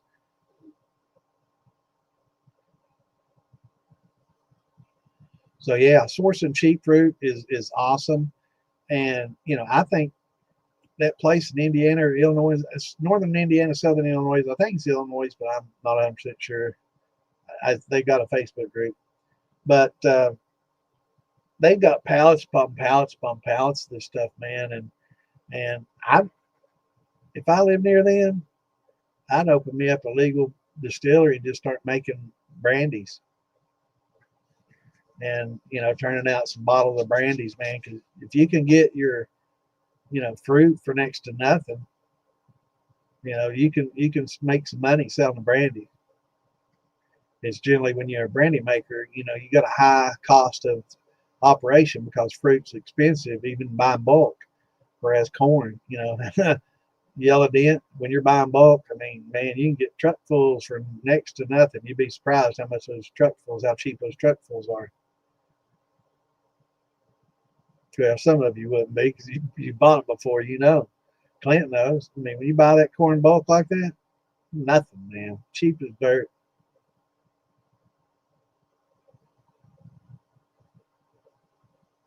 Yeah. And I tell you, you know, there's a lot of, you know, that's like a, you know, what, a mountain brandy, but a mountain beer, I guess, you know. Something new, mountain beer. I don't think anybody's ever called it that.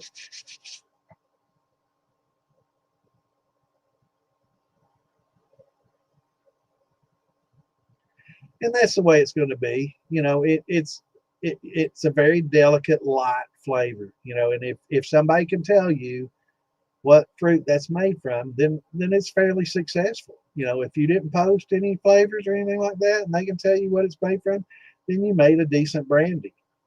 And but the ones that you taste, and it tastes like you're drinking a can of peach syrup and a can of peaches, I'm sorry, but that's post flavoring.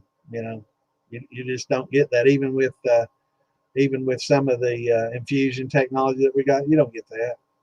You know, I've tasted it before. I know.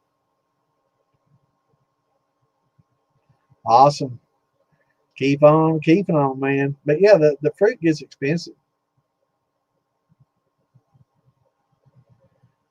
Deer corn's corn, brother. You know what? They put deer corn on that bag so they can sell it a little bit more expensively than just regular yellow dent corn. It's regular yellow dent corn. And sometimes they'll put some mineral supplements in there and some salt tablets in there for the salt. And so be wary, you know, look at the ingredients that you're getting, but just regular yellow dent corn, just go to Tractor Supply and just get the regular yellow dent. It's the same thing.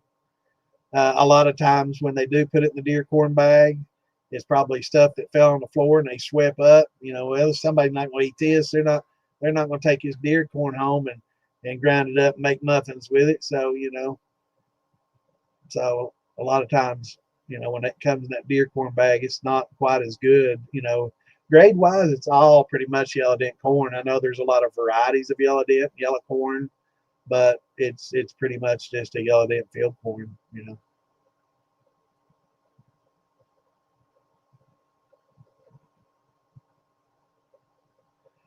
Yeah, peaches, you know, I've run peaches that it carries over. And actually, the last time I did peach, I used an infusion.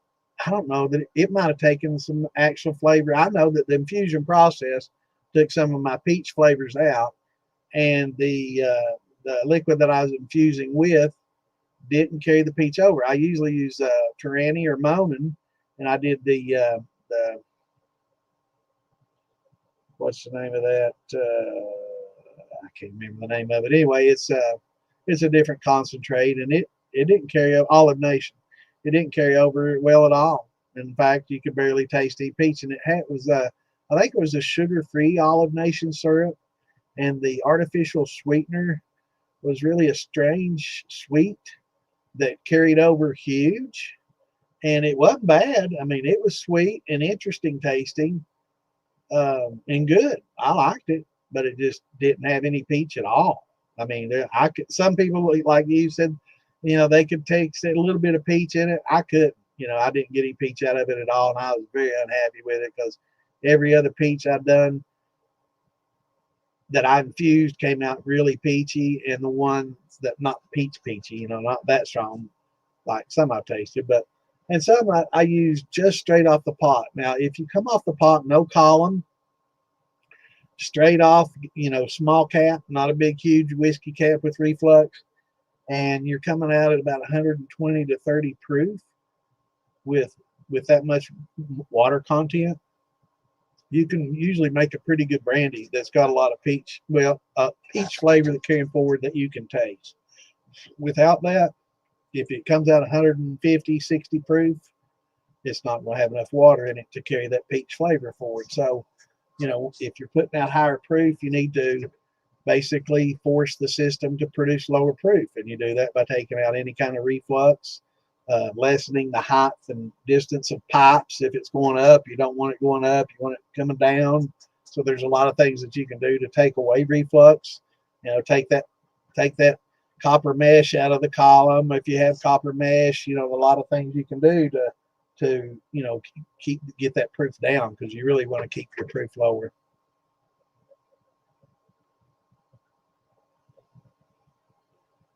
Yeah, 50-pound bag for 10. That's about right.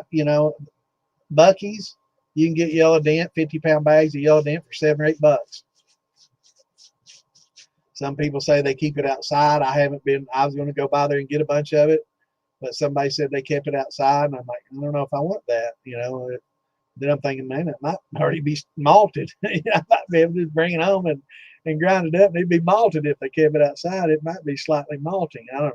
But yeah, if you buy it in bulk, yeah, you could get that same 50 pounds for a couple of dollars when you're buying it in bulk, maybe even $1 or $2. Yeah, it's really cheap when you buy in bulk.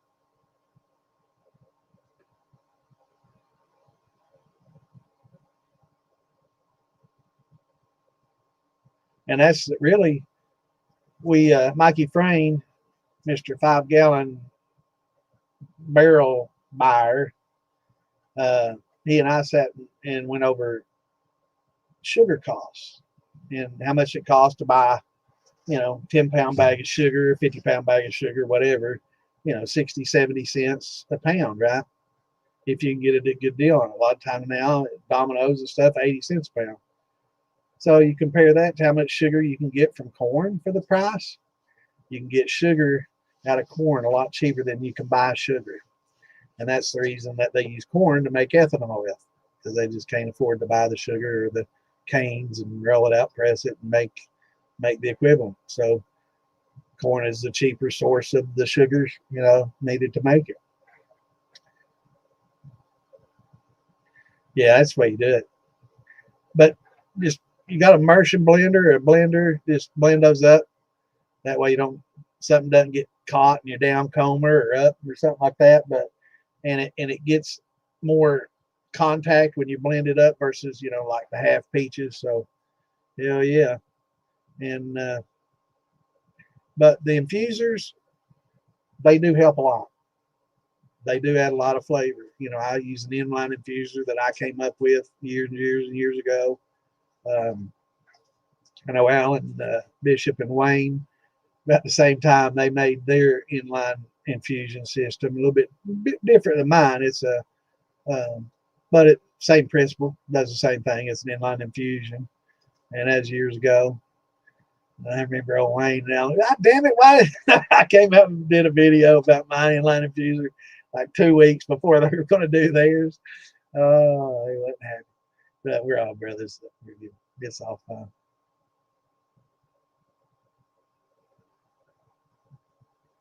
Yeah, I think doing a larger mashes is definitely where it's at for sure. And it keeps, it's not like it's going to go bad, So it does save a lot of time. And for a lot of people, after you do this for many, many years, that's the chore. You know, it becomes a chore.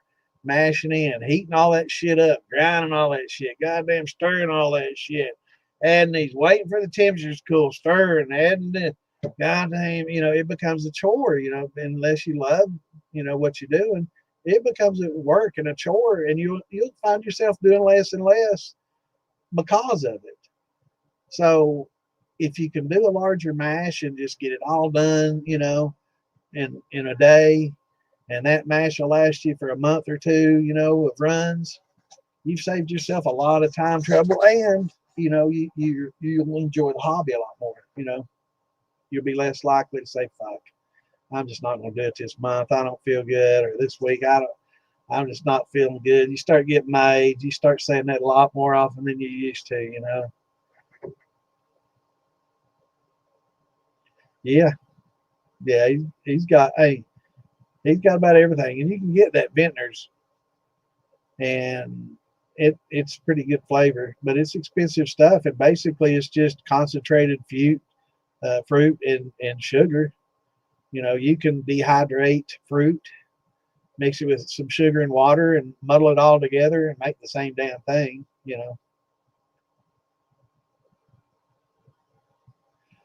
know, a lot of people, when you talk about, did you taste that mash? Ooh, you know, and they're like, hell no, I ain't tasting that. And it's like, well, then you probably shouldn't be making it then.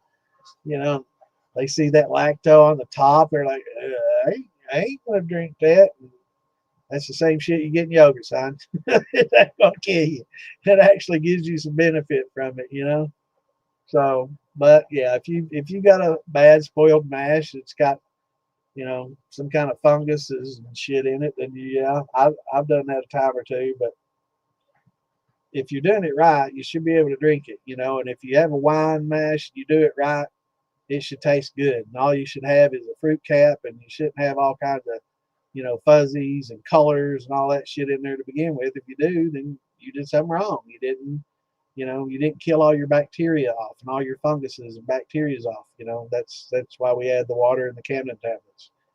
You know, like I said, brandy, you put that shit in a, you know, distiller, all gone. You know, all that shit gone. You don't have to worry about it. It's not an issue. But when you're making wine, you got to be sanitary, you know, and that's when, you know, the airlocks and Camden tablets and keeping everything sanitary and using that star sand to clean everything with, and not clean, I shouldn't say that, to sanitize everything with. I think a lot of people think that star sand is a cleaner, and it's not. You really need to clean the surfaces really well with dishwater, soap, dish soap and water, hot water, and 3M pads, and scrub everything down real good. And then once you rinse everything out, then spray star sand. That'll kill any kind of bacteria or germs that are left behind. Don't use star sand as a cleaner because it's a disinfectant. It is not a cleaner. I think a lot of people make that mistake in wine making. Yeah, and you know, and that's why once you start doing, you know, wines, you know, and brandies, if you do it like a wine and you know, you discipline it, you get the acid right, you know, it does take more time. It does take some instruments to measure pH, measure the gravity. You gotta add the acid to it. You know, you've got to kill everything off. So there is more steps to it, and it is more complex than just making, you know, brandy. So if you're just making a brandy, then you really don't have to go to the extremes.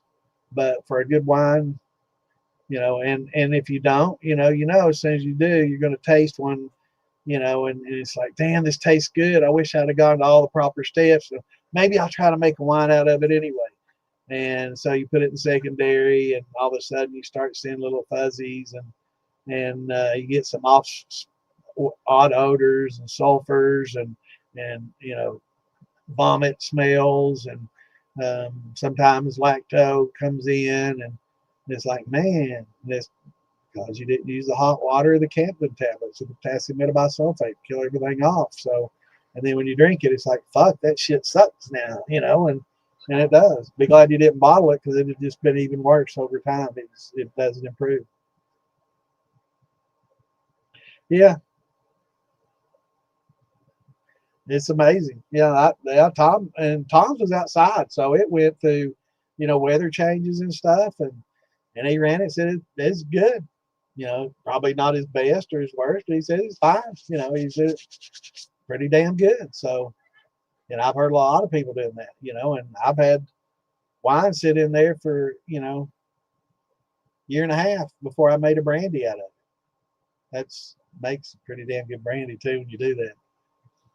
Because those flavors, they mature. Now, I will say you need to research your fruit. And here again, I don't know all the dates on each of these, so all I know is from experience. But all fruit doesn't improve in flavor in a wine over time. And I said that right. Not all do.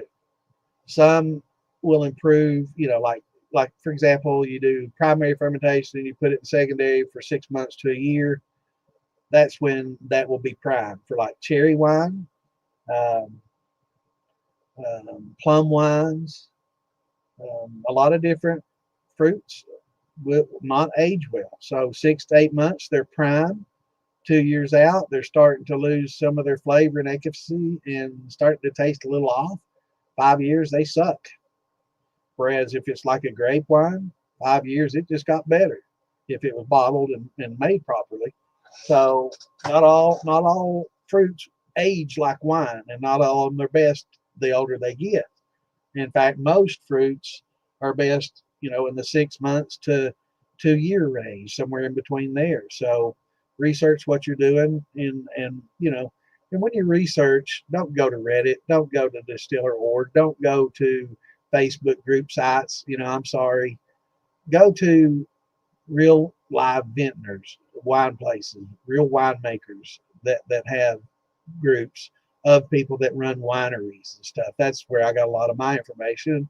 And go to somebody local. If you got somebody that's around you, I had the benefit that me and my fiance, we go to this place and they got it set up to where you can come in and pick fruit, blueberries and blackberries. They got all kinds of blueberries and blackberry bushes, but it's a small operation. They don't, they don't want to have a whole lot of overhead. So they say, all right, you can come in and pick all you want, but at the end of the day, you got to give us half of what you pick. So they save on labor. They get fruit picked. And then, if you're picking some unripes, they'll say, look, we're not going to let you come back if you can't pick only the dark fruit. You don't want any red blackberries in here. I want them all black, so they're particular about that. So you just have to pick, good. But they'll give you half and you can, take it home. And you get to spend, a day out in the fresh air, in the sunshine, and, just talking to his fiance, having fun, picking berries, talking about life in general. I love it. For me, it's therapeutic.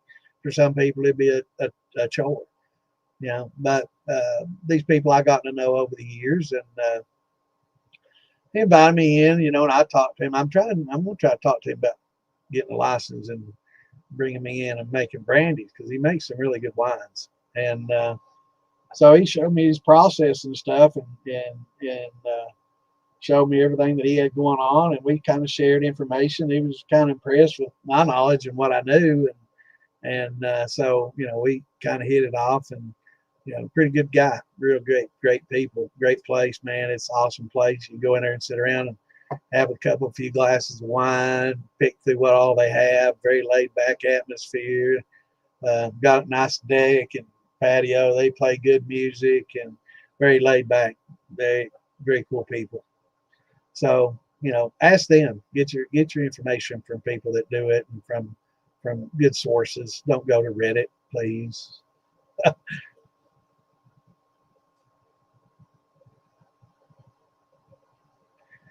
Cream quarter, no, don't use it for your mash. Use it for your infuser and in your thumper, or whichever you use.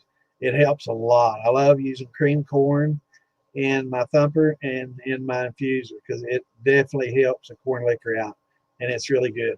Probably expensive to use, and a lot of the creaminess in the corn, I don't know what all they add is thickeners, right? They've got some things in there that are thickeners that are probably not going to help out a lot. I don't know. Some of it may be yeast nutrient, you know, that they used to thicken it with, but for the most part, it's might be a waste of money. I mean, if you can get a pallet full that's, you know, past their best by date and they're going to the dump, you know, hell yeah. Anything like that, give it a try for sure. Because we all know that those expiration dates and best by dates, they can't sell it past it. But, you know, I don't know how many cans of soup and fruit and everything that I've eaten past a lot of times it's not even the expiration date, it's just a best by date. So, you know, it's might lose a little bit of its flavor, but I don't think that's going to hurt a brandy much or a corn liquor. So yeah, if you can get a bunch of cream corn like that, hell yeah. But it really helps a lot. Um, but if you do, yeah, you definitely have to strain it out before distilling anything thick like that, um, unless you have like a jacketed still where the heat doesn't come into contact with the actual grains and stuff, then yeah, absolutely. And yeah, if you had a jacketed steel, yeah, you could do cream corn. It'd probably be fan-fucking-tastic. But in a regular steel and a regular mash, you're going to have to, you know, thin that out. It's going to be really tough. So most people just put that cream corn in the infuser, and it works really well. That's one of my little tricks that I share with people. So yeah, that definitely works, brother, for sure. Jolly Ranchers work great in infusers. They're also good just to mix with liquor for a mixed drink, you know, or you can buy the syrup. They've got the Jolly Rancher syrup that you can buy, and it's basically the same thing. It's just not in a hardened candy form. It's just in a syrup form, so it tastes a lot like it. They use it on smoothies and all these, you know, icy Slurpees, whatever. So yeah, you can literally get Jolly Rancher, the name brand syrup off of Amazon, and it makes excellent infusion liquor. But it's kind of expensive. I found that some of the cheaper ones are just as good. But yeah, a lot of those syrups are just fine for infusions. Four shots make a great cleaner. I use it on my eyeglasses about every day.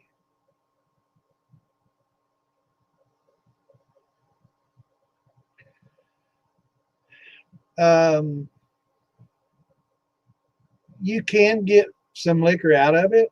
I wouldn't stretch to say good quality fuel. Oh, make a good quality fuel. Yeah, absolutely. Yeah, if you wanna run it through a column and get it to 190 and use it in the motor, absolutely. Yeah, sure. I didn't read fuel the first time I read that, but yeah, absolutely.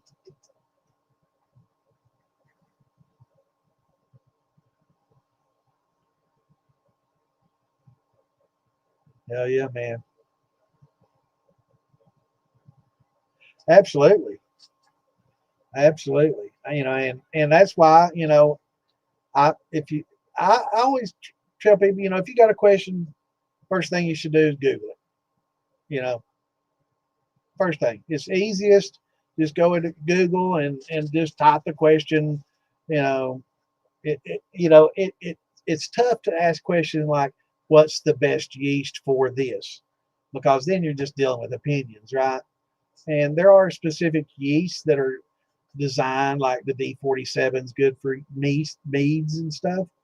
So, you know, when you ask somebody what's the best yeast for a mead, D47, because it's kind of designed for it. But what's good to you might not be as great to somebody else. Somebody else may say, well, you know, that D47 is all right, but you know, I've tried the EC 1118 or you know 1116, and I preferred that, or a 81, you know, 71B or something, you know, and I preferred it more, you know. So it becomes an opinion, and that's really when it becomes important to get multiple viewpoints when it, you know, gets down to opinion and stuff. You know, facts should all be everybody when it comes to a fact thing. If they're correct in what they're saying, everybody else should be pretty much on page with each other. You know, They might explain it, talk about it a little bit differently. Numbers may vary slightly. You know, like what's the best pH? Some people say 5.2, some 5.3, some 5.4. You know, that's kind of an opinion thing, because really, is it that sensitive? I just say 5.3. But I know that 5.2 is you can buy the 5.2 in the bottle, you know, that if you want to overspend. But yeah, I definitely think it's great for people to get multiple viewpoints on things, for sure. And Google it first and get a little knowledge on what you're thinking about, right? So you had a thought, Google it, learn a little bit about the basics and you know, everything that's around it, right? And a little more knowledge about it. And that way, when you do talk to other people about it, you'll know a little bit more about what you're talking about, and you'll be able to, you know, pretty much weed out people that have no idea what they're talking about. Because if they, you know, start pulling stuff out that's, you know, contrary to what you just read, it's like, well, you know, sometimes AI is wrong, sometimes Google's wrong. Let's ask more people, you know. And once if you're talking with knowledgeable people, the general consensus will be, you know, everybody agrees except for this one guy, and he's way out there, you know, I don't know. And generally that's going to be your bullshitter that doesn't really know, that likes to talk a lot. And you know, and it doesn't bother me on most things, but when it comes to something that's safe, you know, a safety issue or a toxin issue or something that may be dealing with some toxins or something like that that might make somebody sick, then I get upset when they're like, oh no, that's not a big deal, you know, when it really could be, and it could be a life-threatening thing. And that's when I get pissed off. You know, it pisses me off. You know, if you don't know, just don't say. You know, but it's better not to say than to act like you know, or than to say some things, because you know, I'm really when it comes to somebody's safety and health, you know, that's really the priority, is somebody's health. So when somebody talks about cherry pits and saying they're fine, just grind them on up and don't worry about it, that's not true. Don't believe that shit. Sorry. You know, you can argue all day and long, but you're not going to go against me and the American Medical Association and a lot of other scientists and doctors that all agree that this is not a good idea, that it takes X amount to be toxic and X amount to kill you. And you've got Joe Schmo over here in one of the Facebook groups saying, well, it's fine, it ain't gonna bother you, I've done it before. You know, okay, and that's probably why you act the way you do.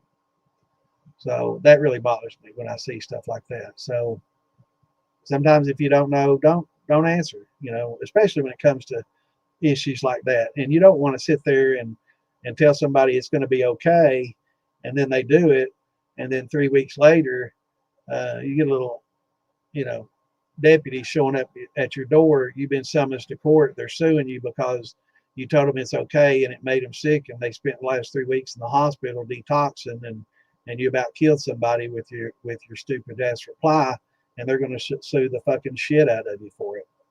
So be careful what you say, because that can happen, and it has happened. So be very careful when it comes to health and safety. If you don't know, you know, maybe steer them to a place that knows, or, you know, just don't answer, or just say, you know, probably not the best question to ask in a Facebook group or in a YouTube group or whatever.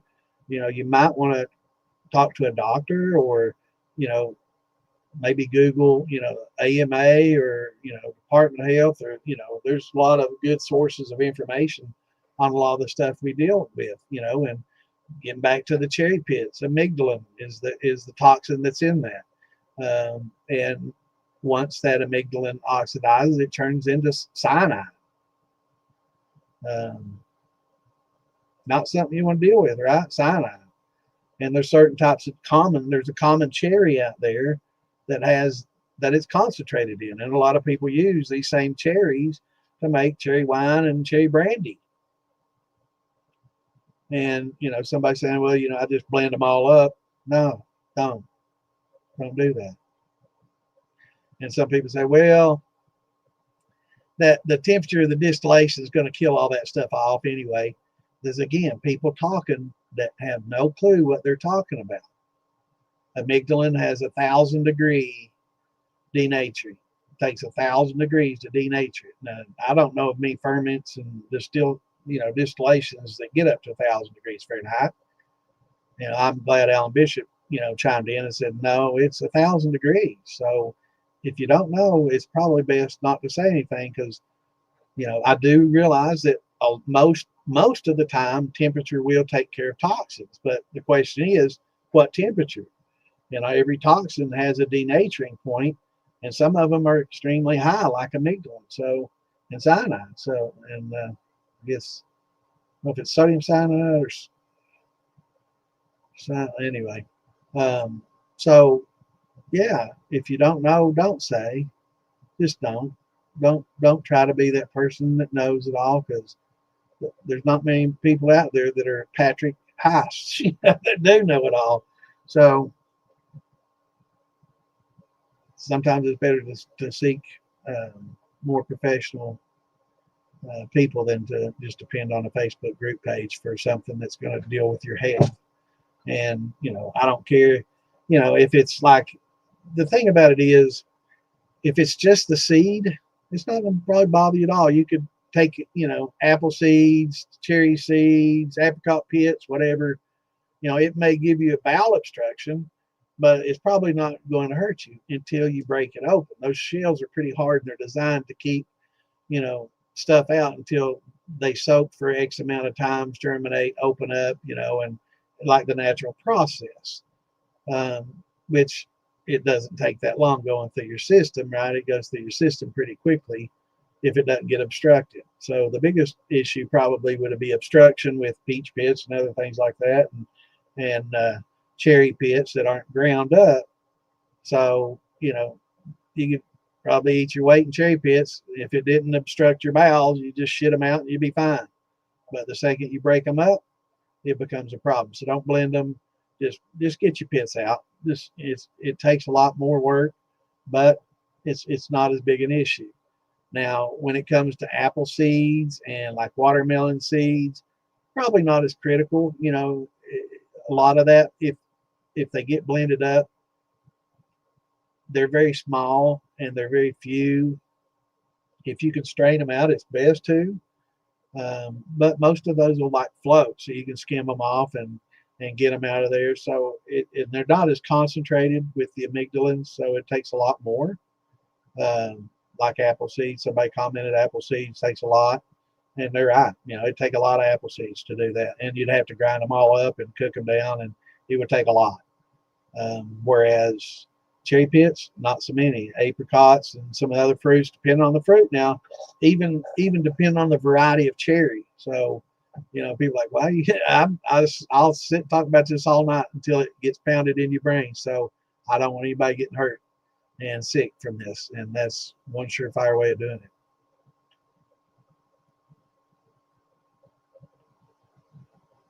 Yeah. Yeah, you'll learn a little bit more about it.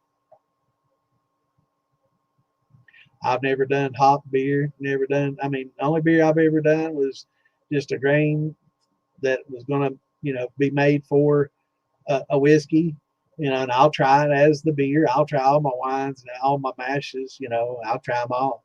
I don't think I've drank much sugar shine washes, but most of my beer washes, my fruit washes, yeah, I'll get more than just a finger taste. I'll get me a little glass full and taste it and see how dry it is and what it tastes like.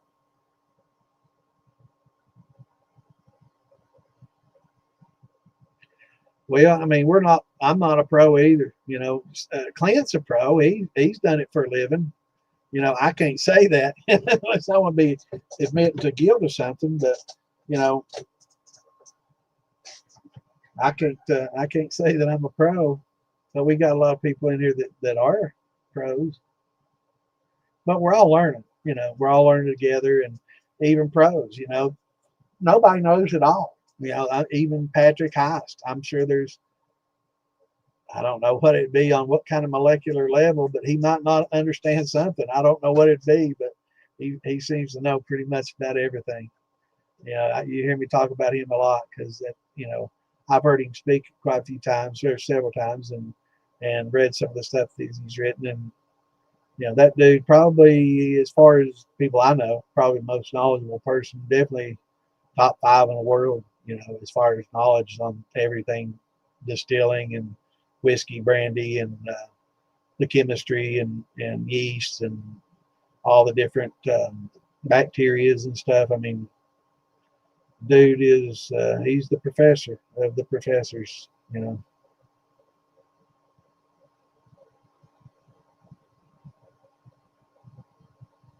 Yeah, I do too. You know, if somebody asked me a question in here, I mean, somebody came up with, like, I don't know, it's been a few months ago, they came out with this wild yeast, and it was the scientific genus name of this yeast, and I'm like, I have no freaking idea what that is. It sounds like a wild yeast, but I'm not sure. I googled it. Sure enough, it ended up being some strange. Well, I mean, there's thousands and thousands of strains of wild yeast, right? So this was just one of those strains, you know, that somebody, I don't know if they just googled it to see if they, you know, how much I did know. And I'm like, I don't know. I didn't care a bit to say it. I don't know. I don't know what that is. Sounds like a wild yeast, and sure enough, it ended up being wild yeast. And I googled it, learned a little bit more about it. Could I tell you anything about it now? I couldn't even tell you what the name of it was, because I don't deal in wild yeast. It was an interesting thing. I could probably rack my brain and come up with what it was, but I don't have the time for it, or the need, or the desire. What's going on, Tim? What's up, Freddie? Just talking about wines and brandies tonight. I haven't gotten very far, though. I get off topic pretty easily. But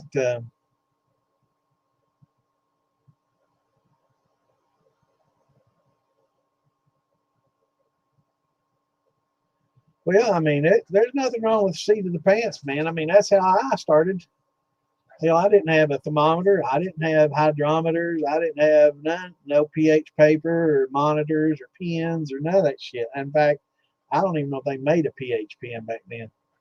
Uh, I think they had thermometers back then. That's funny. Yeah, hydrometers. They've had those for a long time too. People don't realize it, but yeah, they've had hydrometer. When was that invented? 1800s. I'm gonna have to Google it because I don't know. I'm Googling again.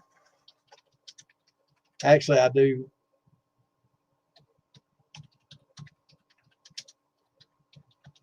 Probably the 1700s. 1783. Yep. And 1820. So between 1783 and 18, it's the late 1700s, early 1800s. They've had hydrometers. That's when they were invented. So, yeah, I think actually I've looked at that before. So I know. So they've had that tool for a long time. So, and they've been using it for a long time. But it's good to learn to do it without those. That's why I say when you do get your hydrometer and you mix your mash up, taste it. Taste that mash, taste that fruit and sugar mix, taste that grain that you just converted. Taste it and see how sweet it tastes to you. And try to guess what gravity it is. Just guess. You know, I tastes like 106 so. And then drop strain it out, get you graduated cylinder full of the juice only. Drop your hydrometer in there and see what it reads, and teach yourself that way. That way, one of these days, if you break that damn hydrometer and it's going to take Amazon 3 or 4 days to get you one, you don't have to stop. You can just keep right going. I know this is about a 1060. I know this is pretty close to 1080. I'm using the same recipe. It should be pretty close based on that alone, right? So if I got a decent conversion, I should be 106.070 anyway. This tastes good and sweet. I'm going with it. I don't give a fuck. So that's what you need to learn to do. And ending gravity, when you taste that bitterness, I don't taste any sugar in there at all, or taste like I'm tasting a little bit of sweet, not much. You drop that hydrometer in there, 1.010, 1.005. Or if it tastes dry, I don't taste any sweetness at all. It might be it's kind of dry. So it might be, 0.9 something. So you can get a kind of a feel for how things taste, and rely less on your hydrometer in case it breaks. But I really love the hydrometer and using it. I think if there's one tool that everybody's going to use, I think that would be more important even than pH, you know. But pH is pretty important. A lot of people don't think it is, and it's less important in grains and brandies than it is in a wine, because you're going to distill them in a short period of time. This is not something that you're worried about as much about bacteria and these things, is because, especially in like a grain bill, I don't really care what the pH of the grain bill is. I add X amount of my acid blend. I don't just use, a lot of people just use citric acid. It's cheaper, but I use that because I like using it in my wines. It's a better blend of acids, and it's a better blend of tartness than just citric acid alone. Tartness creamed into tar for the tartaric acid. It's funny. But it does a little bit better. So if you're going to do wines, getting that acid blend, and you can use that interchangeably with citric acid. I'm probably not going to clean stills with it, because it is a little bit more expensive, but not a huge difference in price, really. A couple few dollars, a 2-pound bag, maybe different. And it takes a while to go through it all. So most all those stuff, man, it takes a long time to go through all that stuff. But I like buying it in bulk, because I just hate paying, $10 for 1 pound, or for a 3-pound bag, it's 14. So you're gonna pay the 4 more and get a 3-pound bag, right? That's my thoughts.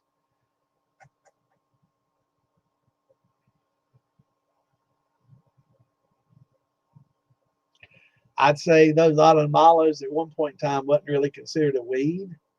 Back in the day, it was something that people foraged for. It was part of their yearly annual diet based on when it ripened, of course. So it was a part of their annual diet. Nowadays we have orchards full of other things, other alternatives, and it's cheaper than these, and maybe have a little better flavor. I don't know. It might be cherry might be a little better than an autumn olive, depending on. I guess that's an opinion thing, but yeah, I mean, a lot of the stuff that we consider weeds today used to be a staple back in the days. Like dandelions, like plantains, and some of these other man, I'm losing it. Not able to remember stuff like I used to be able to. Certain plant I'm trying to think of has looks like a small succulent leaf, reddish stems, very small, grows everywhere. I've got a bunch out in my garden, and it's very high in vitamin C. A lot of people, it's considered a weed, but I can't think of the name of it. I'll think of it in a minute. But yeah, there's a lot of things like that were, people foraged for, that's part of everybody's daily diet, that now is considered a weed that you cut out of your yard, So I've got to think of the name of that thing, though.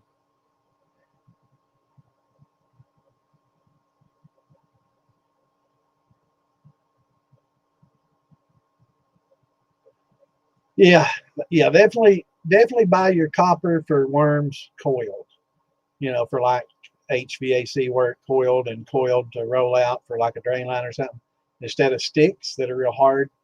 Yeah, you can fill them full of sand and bend them and work them, and you're going to get some crimping and stuff, and it's just why. It does. The softness of the copper doesn't matter at all when it's in a worm. It's not something that's going to take a beating. It doesn't matter. It's, get coiled copper is so much easier, and you'll probably have to tighten the coil, right? But yeah, it's so much easier than trying to bend a stick and then put a union in them and get a couple of 10-foot sticks or something. And no, Don't do that. Don't make your life that difficult. And it probably is not any less expensive than buying the softer copper coils.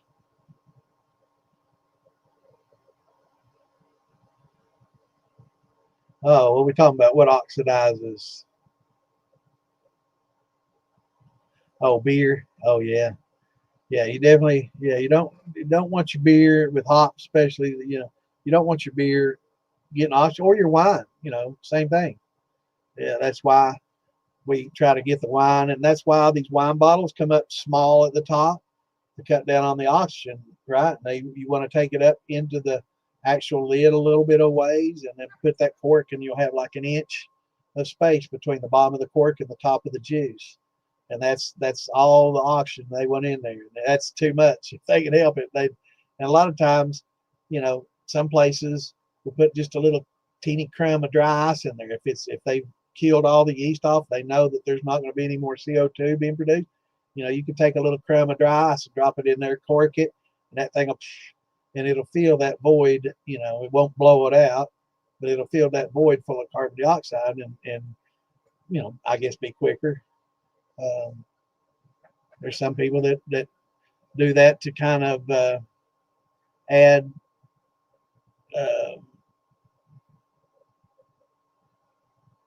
air to it, air bubbles, so it makes it, sudsy like a champagne or something. So it gets, looking for the word,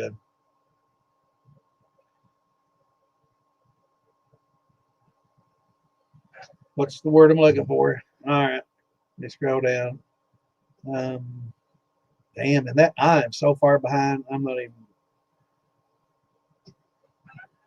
Man, y'all just keep right on talking. Let me ramble. What am I thinking of in the beer? All the suds. What's that called? Losing my mind here. Simple term.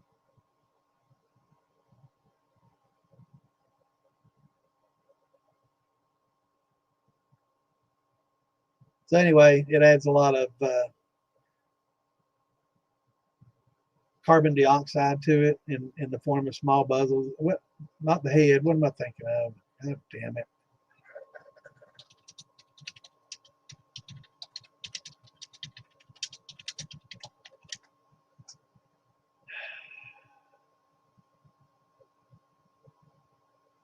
In beer, in beer it's the head, but I'm trying to think of just the simple term. So this is where dementia stuff starts kicking. Alzheimer's and dementia that I'm starting to slowly get. What is it?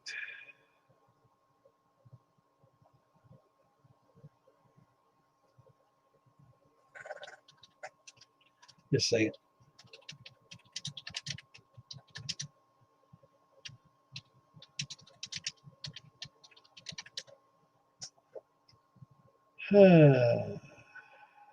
Carbonation. Yeah, that's the simple fucking word I was looking for. Carbonated. See, I'm losing it, man. That's so bad. So bad. Carbonation. Yeah.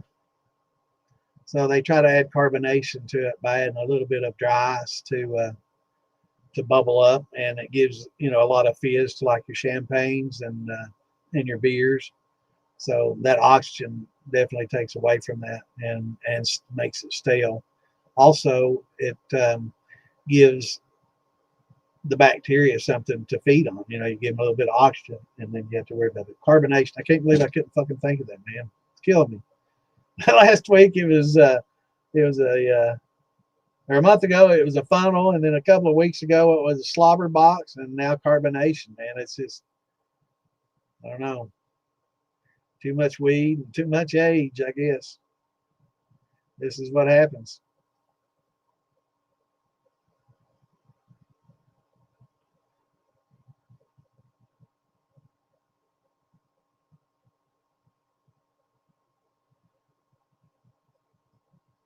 So I'm kind of reading through. Yeah, that inverted sugar is good. Purslane, thank you. Now I'm up to where we were. Purslane is exactly what it was. Thank you, Mike. You get the golden star for today. That's exactly what it was. Purslane. But I got a lot of that growing. It's really rich in vitamin C, very good. Used to, they'd put it in every salad, and back in the old days, old days, I mean 16, 17, 1800s, right? Nowadays, it's just a weed that, that you have to deal with. But yeah, personally, thank you. Nobody came up with carbonation, though. Where in the hell are y'all? Are y'all bad as I am? So we're talking about omega-3s. Yeah.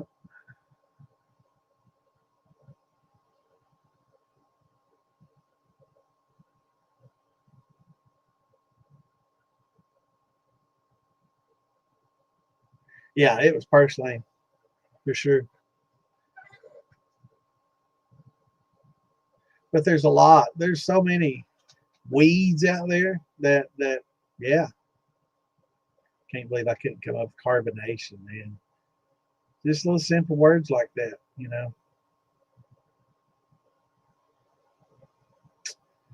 Yeah, and there it is. I guess I missed you saying it, but yeah, Mike's my Lisa used to be in here giving me, and she was my right hand person that always would help me out. But I don't know, she's either watching another one or busy tonight.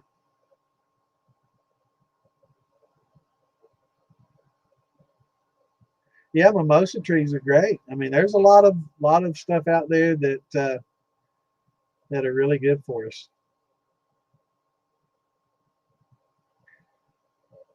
Wheat helps with that. See, I don't know anything about beers. I do know that it makes my grain fermentations a lot more difficult, but I love it, so I deal with it. What's going on, Chris? Good to have you here, brother. Yeah, a forager, it's right out. Purslane is, hey, you see that, you grab it. It's really good. I will say that if it's in your yard, I probably wouldn't recommend it, especially uh, if you use weed and feed and things like that in your yard. I probably wouldn't, forage for anything there, dandelions or anything. But if you don't, you have to think of how long have I been here. I just moved here last year. Some people might have used weed and feed. The yard did look pretty good till I got here because I don't use that shit. But so be careful about weed and feed and some of those things that people put on their grass. So where you forage, not probably good to do that on a golf course or in your yard because they use a lot of chemicals. But in a lot of places, yeah.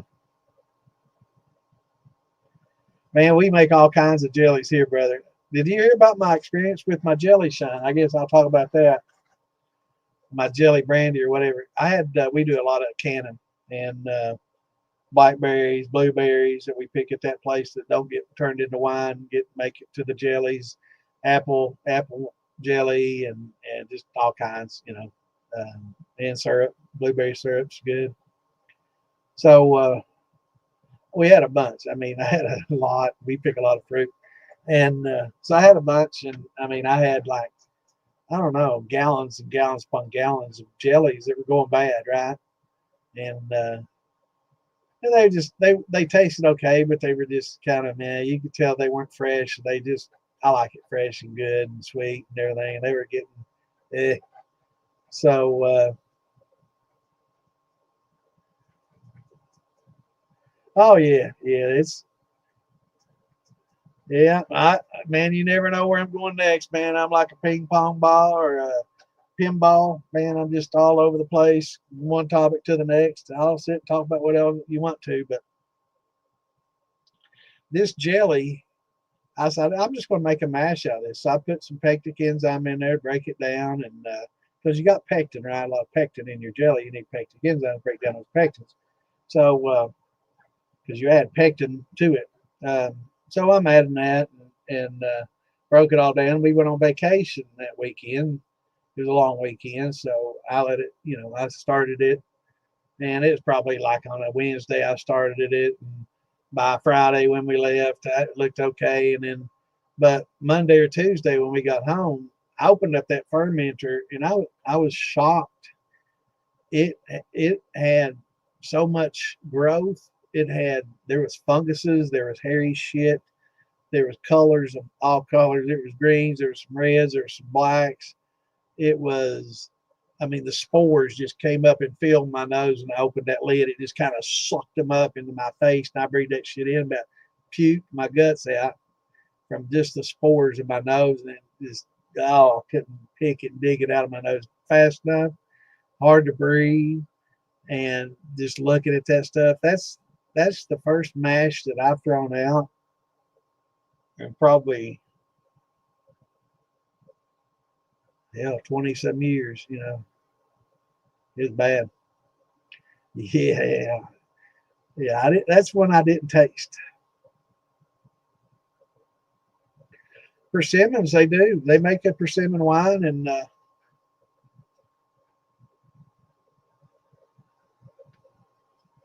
the persimmon wine's good. There are a lot of persimmon trees here in Kentucky.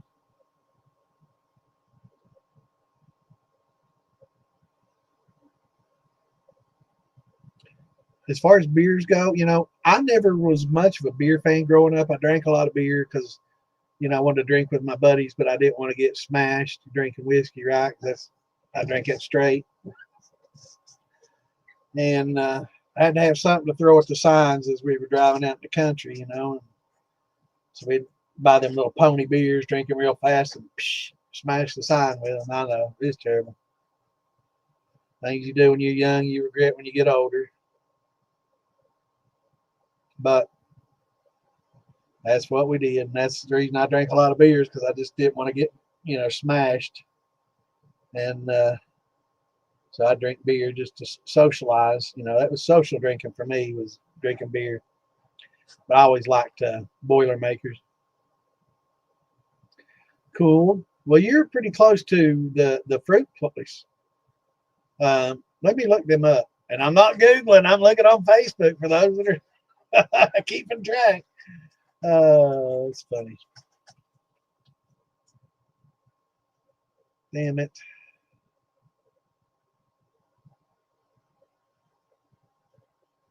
Let's see. How am I going to search this on Facebook?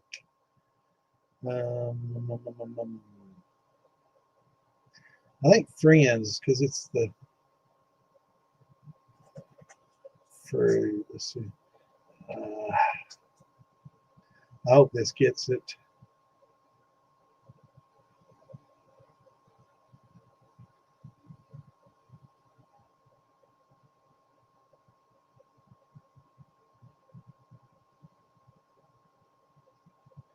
No.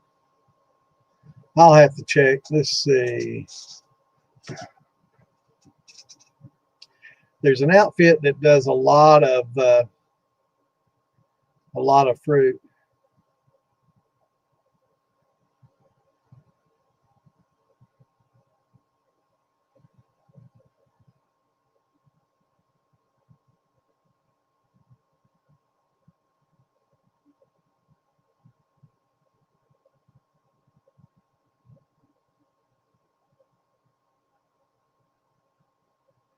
Fly agaric. Now, I'm definitely Googling that shit.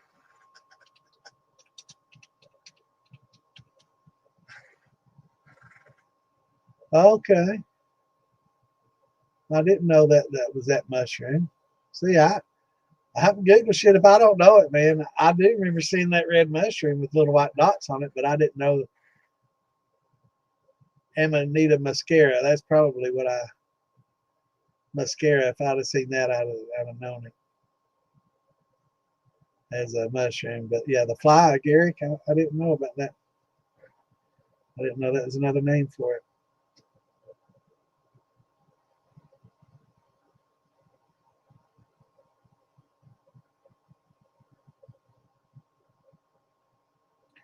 Pumpkin mash.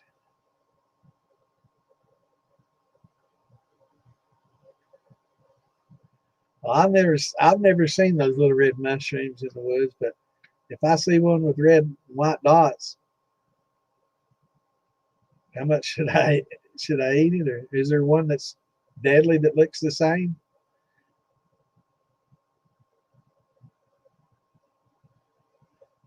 Was it telephone poles for y'all? Yeah, we just hit the signs, man. Psh, man, it make a big old noise too. You'd know it when you hit them. Of course, when you're driving and drinking, you got to use the sunroof, right? Stupid shit I did as a kid, man. I don't condone that. For those young ones watching, don't drink and drive.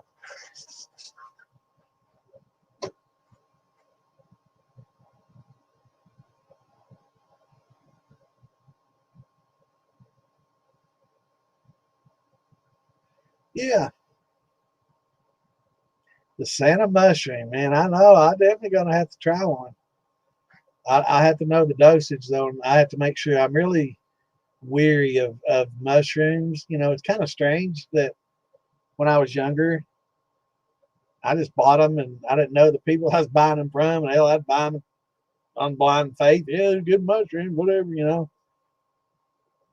But if I see, you know, going out in the woods and trying to forage, hell no, I would never. I don't trust my knowledge on mushrooms for that. I don't, you know.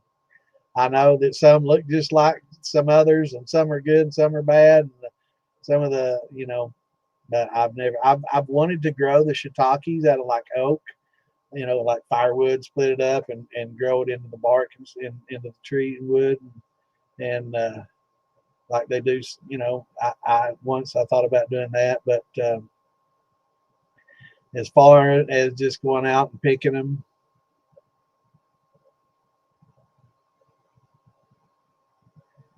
yeah, and I've had some grow in my yards, and I take pictures of them, and they say, "Oh yeah, that's dryland fish," or "Yeah, that's the yellow, you know, the yellow ones that taste those taste great. There's delicacy and all this." And nope, you know, I'll get it at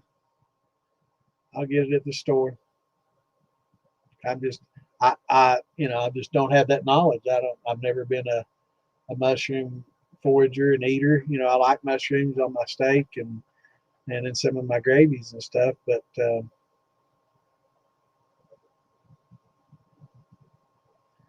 yeah, aspergillus. Yeah, what is it? Penicillin. That's a fungus. Yep, saved millions. Pickly pear fruit's great.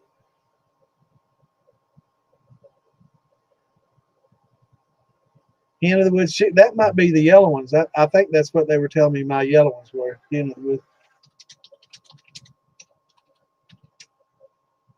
No, no, it didn't look like that. You know, do the chicken of the wood. That's what it was. Yeah, it was the chicken of the woods. It wasn't the hen though.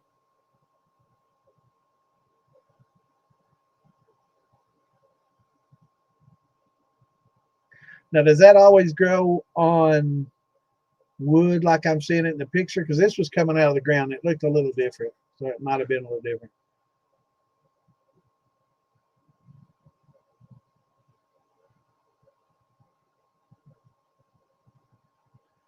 Oh yeah, if you didn't have the sunroof, man, that's why nice to have that sunroof. You can just get the down. You can right hand it. Unless of course you're in England, then you're, you know, going that way over cars to, well, I guess they might, yeah, I guess, yeah, I guess you just throw it right out to the right then. Had a friend die, yeah.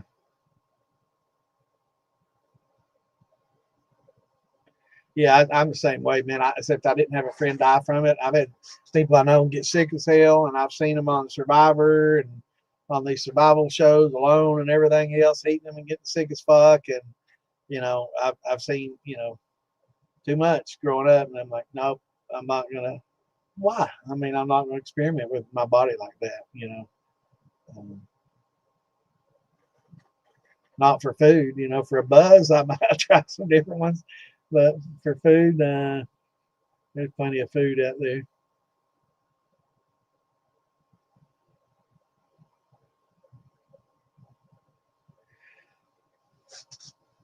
Those allergic to meat. Did you know there's some medicines and stuff that they're giving you these days. And what is it? Is there a tick bite that can make you maybe not allergic to meat, but when you eat meat, it makes you sick? What's that tick bite? Something red.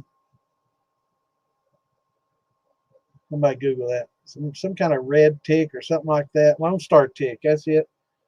Uh, red tick. Where the hell I get that? Red meat maybe. But yeah, the Lone Star tick. And now they're creating some diet pills based on the enzymes in this tick that help you lose weight and stuff. Don't make you want to eat food and stuff. And yeah.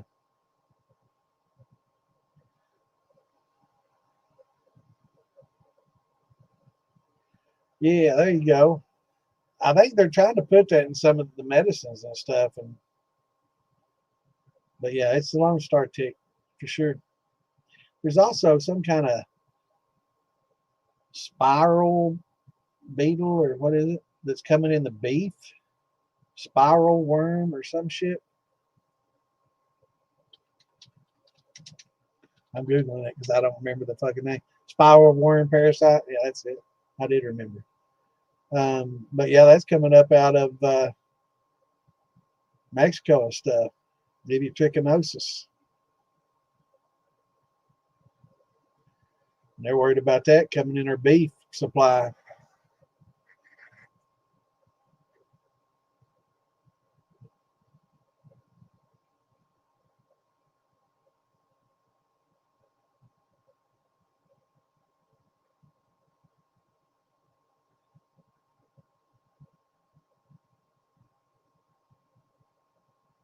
Crazy, isn't it?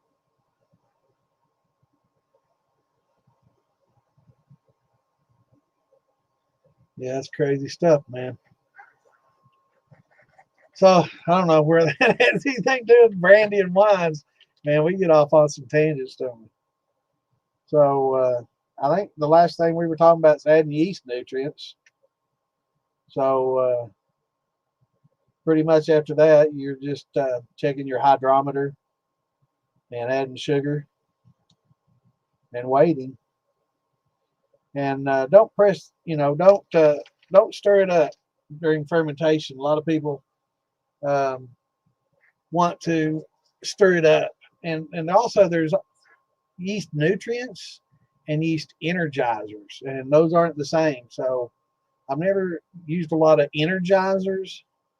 Um, I think pretty much the DAP has that in it. So I think the nutrients, probably like a Fermo, may have more than just diammonium phosphate in it. So it's getting some other essential. I think Phil Billy, talking with him, and I think that's why he's coming up with his yeast nutrient, is because of just like using a DAP. Yeah, it has all the yan and fan that you need, but there's other things that you could have in a yeast nutrient that would make it even better. There's zinc, that essential, calcium's essential, biotin's that's essential. There's a lot of things that are iron you don't want, right? So a lot of people grind up um, vitamins and stuff and put in there. And as long as you're not putting in niacin, another thing, there's a lot of minerals in vitamins that are very good for a fermentation. So, and you don't get that with a DAP, right? So if you just use DAP, yeah, you can feed the yeast and make them happy. But if you give them some of these other things that may be or may not be, in what you're fermenting, I mean, a lot of fruits and vegetables will have a lot of those same nutrients, but sometimes they don't, especially like your sugar washes and stuff where you really need the nutrients the most. But you also need it in all your grains unless you're using malted grains. If you're using malted grains, you don't need nutrients because there's plenty of nutrients in those malted grains. But like just a corn really doesn't have all the nutrients needed. There's enough in there to get you by, and most people don't add a nutrient to that. But um, and if you do, don't do it to the degree that it says on the label, because I was talking about that earlier when somebody mentioned using Fermo and Fermade, and I'm not sure who that was. Um, Can't remember. Anyway, um, so a lot of those have other nutrients in it other than just the diammonium phosphate, right? So, but a lot of people use different nutrients based on what they're fermenting because they know that what I'm fermenting has X amount of nitrogen, yeast assimilable nitrogen, yan, and so much of free amino nitrogen. So based on that, I need to add certain percentage of this nutrient to give it just what it needs, because it's best to give it the nutrients that it needs and not overdo it, because overdoing it can affect the flavor and affect the yeast just as much as underdoing it. So you try to dose it exactly, you know, and most of your labels will tell you how much to use per gallon, and it's a generalization, and generally it's good until you get to the point where you're a master. You know, now some master winemakers, they're going to really scrutinize what yeast, or I'm sorry, what yeast nutrients that they use and how much of it that they use. And some of them break it down. This one has more, you know, NH3. It's, you know, this particular fruit has 0, so I need to add a lot of NH3, you know, ammonium, and I'm going to need less of this because it's got plenty of these things in it, you know, phosphorus. Uh, so they balance that out and add more of one, less of another, and you know it gets into a science. You know, they basically do spectroscopy to see how much, or they know from having it tested that their recipe is going to need X amount of this and X amount of that, so they add it to it. So it's pretty interesting. I always thought nutrients were nutrients, you know, and but no, you know, they use different amounts, and some really high end kind of places that's getting advanced, very advanced, but they'll break it down, you know, into certain minerals and supplements that they add.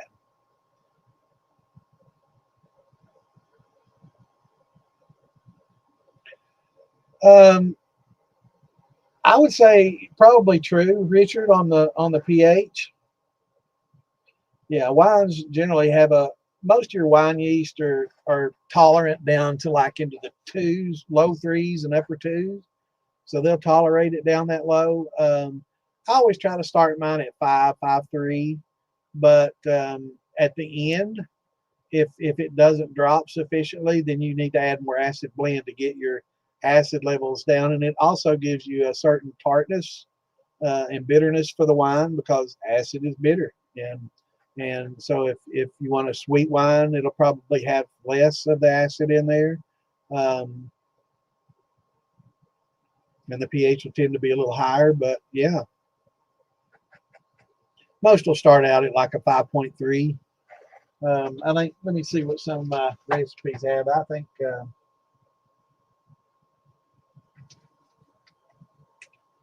might have been one or two that started a little lower than that. Let's see what some of these.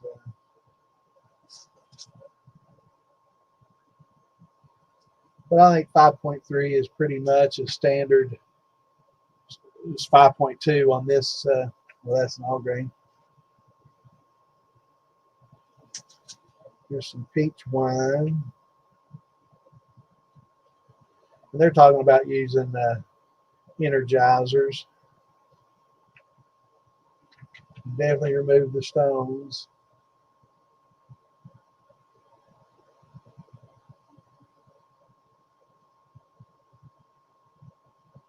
And they don't even really see, some of these don't even, this one doesn't even talk much about acid at all. Probably not a very good one. This one does. Let's see. This one talks about, this is my plum wine one. Okay, so 2 teaspoons acid blend. Let's see if it gives me a starting pH on this one. Because I don't remember all my recipes by heart. You know, I'm not, I've only been doing wines and brandies, you know, well, wines for the last 10 years. I've done brandies before that, but I was never really into the wine.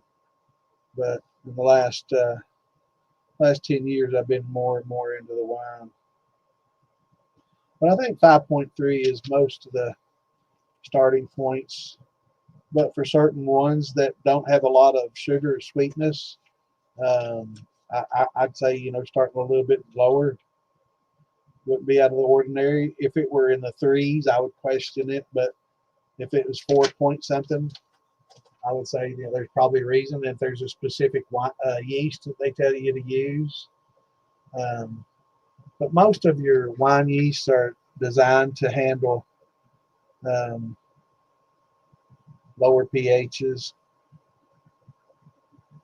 and the fives and fours are fine. But what you got to do is just pull off some recipes and stuff. There's a lot of wine recipes online, and pull them off and try them. And all these notes you see me, I'll cross out stuff, and I'll say, no, I added this much pectic enzyme, or I added this much acid blend. Instead of one tablespoon, I added 1.5. You know,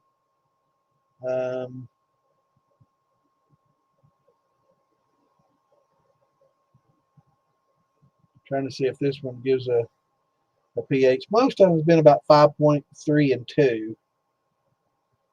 But for some wines that, like I say, that aren't real sweet and that won't drop a lot, they may have you starting it lower. But the yeasts have definitely been selectively bred to be tolerant to low pHs. And we want that because the low pH and high acidic levels is what helps keep the bacteria levels down. And if you do any canning, if you do any canning, you'll know that you're supposed to add, you know, if you don't have acidic, like a lot of tomatoes or a lot of acidic vegetables in whatever you're canning, you know, a lot of times they'll have you add a little acidic acid or lemon juice to it, you know, to help keep it, you know, fresh over the long haul. And some of the pressure canning is the same way, especially if you're dealing with things that don't have very low acidic levels. Then you have to add the acid to it to help it preserve it, and it preserves color and the food quality.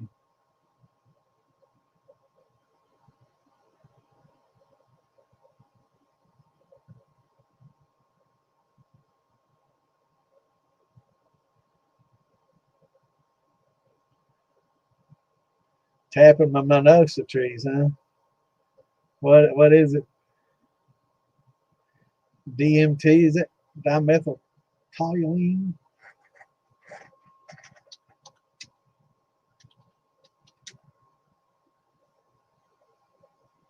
Dimethyltryptamine. Tryptamine. Oh, I know what you're talking about now. Dimethyltryptamine.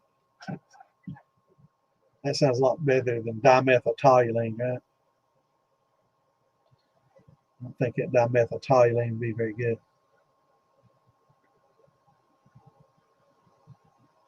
I'm not going to say anything more about it. I know what that is.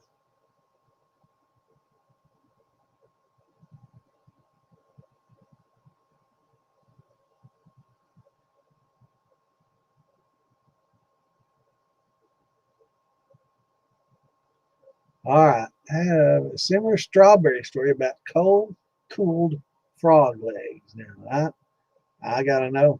I got an inquiring mind now. Cooled frog legs. Well, I come from cold country, so I need to know what the hell we're talking about here now.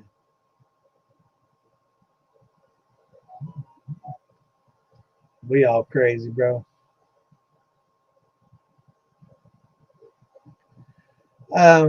In searches, if you don't want them tracking it, I use Dogpile or DuckDuckGo. Either one of those, they don't get tracked like Google and some of the other search engines.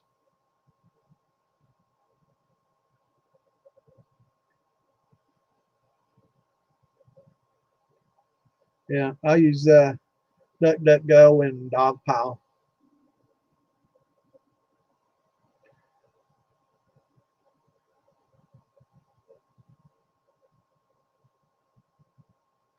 Okay, now that sounds interesting.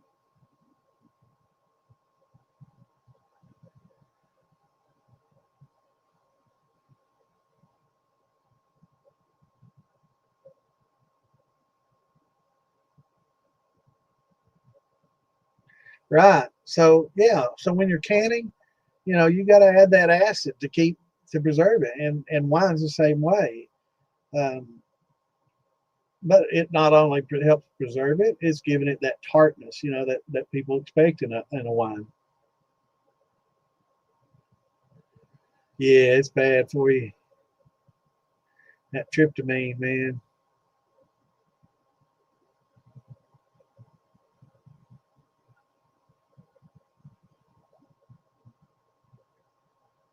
Oh yeah, interesting. I know bananas are that way. Charcoal, coal. I've got you, brother.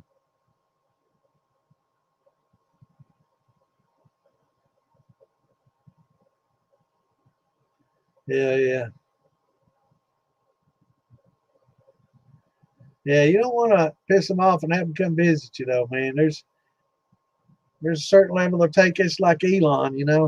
He's like, there's only so much I can do, man. If I do any more, they're gonna fucking kill me. And he wasn't kidding, you know. So I guess you can push them so far, and then after that, you know, look over your shoulder.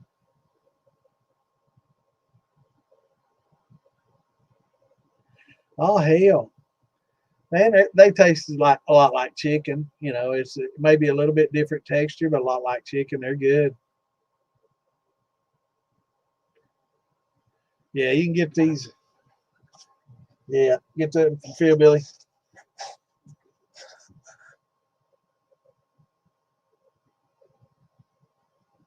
I'll have some shirts soon. They're gonna be different than this though. They're not gonna have the same logo as this one. They're gonna look more like. They'll be similar to this, but not identical to that. And well, can't believe that's full, didn't I? They're gonna look just like this, except it's gonna be on a t-shirt, and it's not gonna be patches. It's gonna be a decal, so it'll look just like that, but it won't be actual patches. It's gonna be cool. It's actually as cool as fuck. It looks a little bit better than that. That's embroidered, so the actual art that they took this embroidery from is what I'm talking about putting on a t-shirt. So it's actually a little nicer than that. That was lost a little bit of detail and color because of the fact that it's embroidered, and every color adds to the cost. And I probably should have omitted some of those colors and it'd been fine without it. Yeah, I'm waiting on my cash too, Chris. And I ain't gonna send you patches. I've done told you, brother. It has to be on a shirt. So I'll send shirt and all. But it ain't gonna cost you no more for the shirt. But I promised him I wouldn't sell patch kits. So I have to put it on a shirt. What you do with it after that, that's up to you, brother. So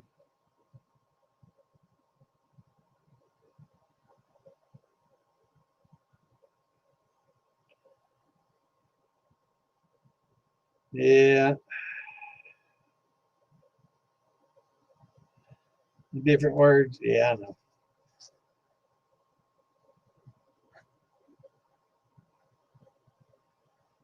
Yeah, I haven't. I heard there's a lot went on after the shit show. I haven't talked to anybody much about it yet. So um, I've talked to one person about it, and I've got to find out what the hell all happened. I don't want to talk about it on here though, so let's not go there. Yeah, I know there's some doubters out there. There's a lot of things that happen in our society, in our world today, that you should doubt. And I understand, a lot of people, you know, don't buy into a lot of things, but I think if I think sometimes people have certain beliefs because it gets them attention, and I think people say certain things like that. Yeah, and I think people do certain things and say certain things and have certain beliefs just to get attention. I think some of these Trump haters, they really don't give a fuck about Trump. They want attention, by being a Trump hater. That puts them into a crowd, you know. So I think some people just do things like that sometimes just because every time they mention it, people, want to talk about it, and it gets attention. So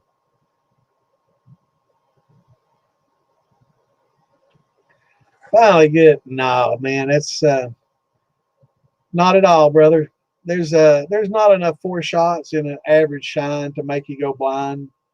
You could drink shine without making any cuts for the rest of your life, and it's not gonna. You have to concentrate them. And what happens, especially like in brandies, where there's a lot more wood alcohol that's created, especially like when you use a pectic enzyme, or use cellulase, where you're breaking up cell walls. That's basically creating more methanol and more heads uh, to break open that cell wall, because that's basically how you make a wood alcohol, which is what methanol is wood alcohol. And you use that by breaking down pulp, and pulp in the woods. You use cellulose to break down the pulp in the wood. So, and convert that into an alcohol. Actually, it's a lot harder to do that than just to make a sugared alcohol, and it's a lot more methanol is a lot more difficult to intentionally produce in large volumes than ethanol, for sure. A lot more expensive, a lot more difficult. But no, what happens is a lot of times people will concentrate them. They'll keep rerunning brandy heads and tails, and they keep running them and rerunning them and rerunning them. And eventually, after you take all the ethanol out, what's left is pretty much a highly concentrated form of methanol and some methyl acetates and acetones and other compounds that will cause you to get sick, hearing issues, seeing issues, all that.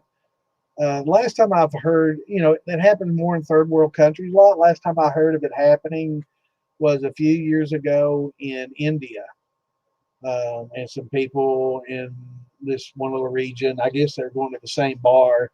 In this bar, I guess they kept redistilling, heads and tails and everything, and they were too selfish and stupid just to pitch them out, and brandies, especially because they have a higher concentration.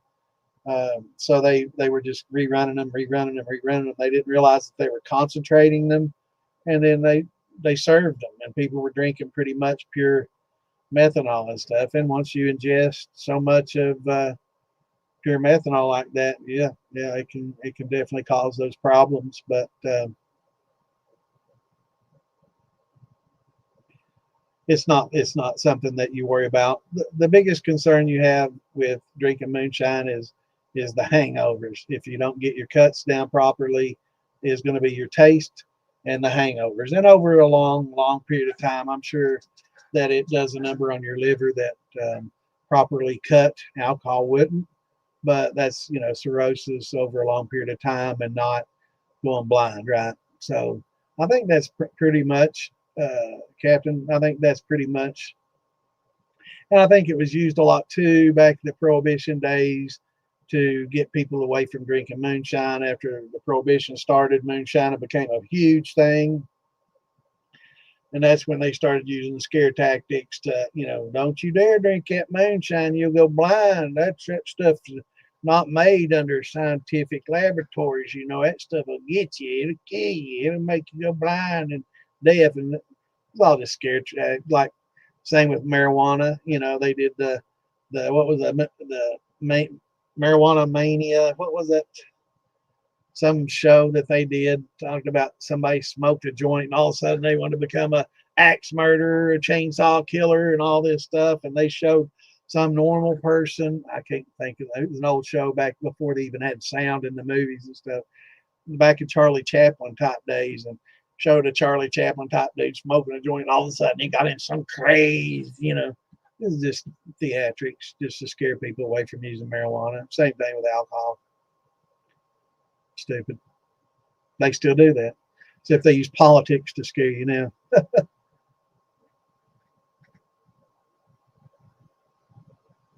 20% of people are mentally ill. The math checks out if you check it against.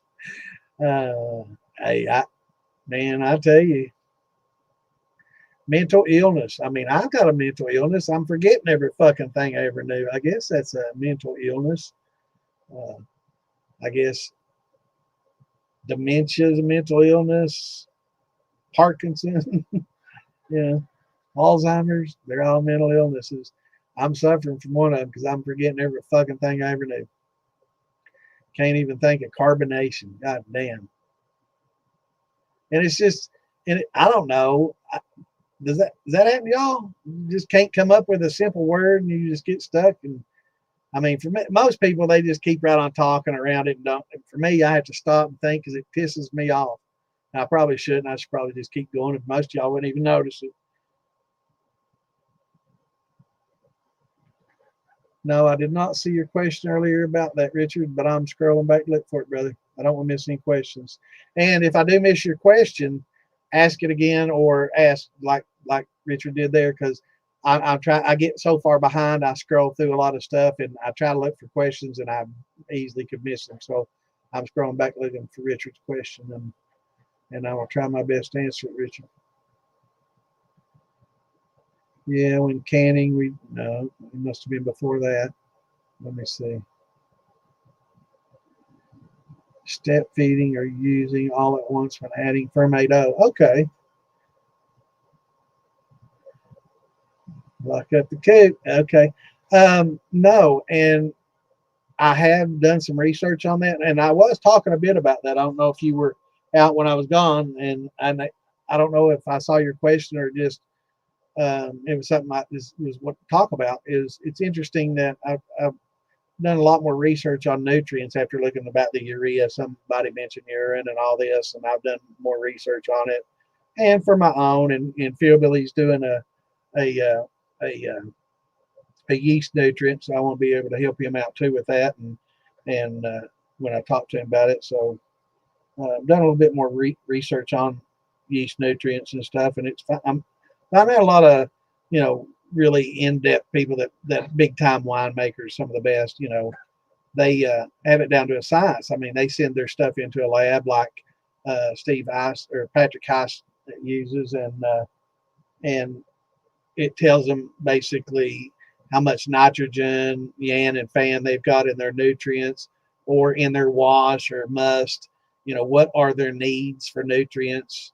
And they basically, some of the fruits and vegetables that we use, grains, whatever, have certain levels of nitrogen available and other nutrients available, but lack in others.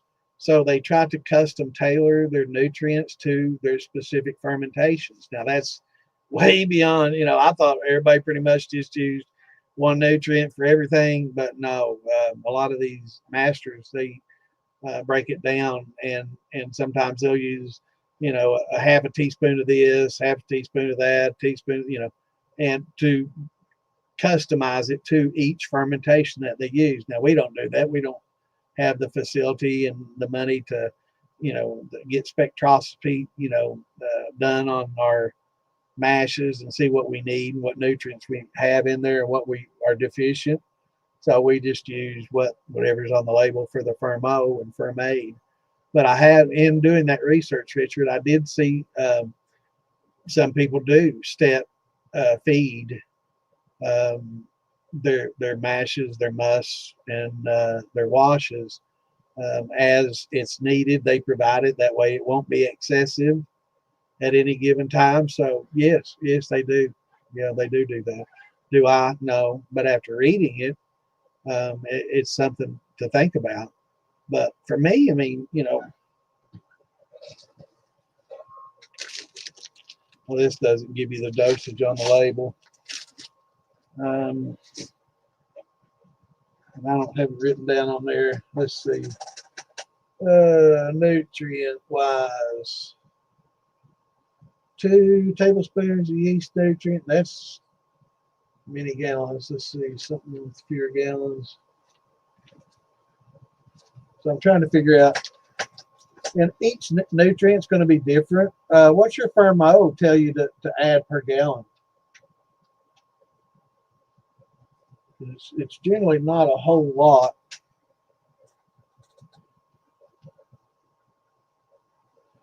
This one is,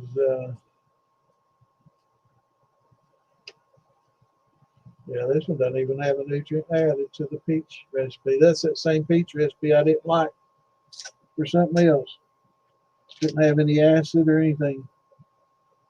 That's probably one I won't use. I've never marked on it, so I've never used it. Probably why.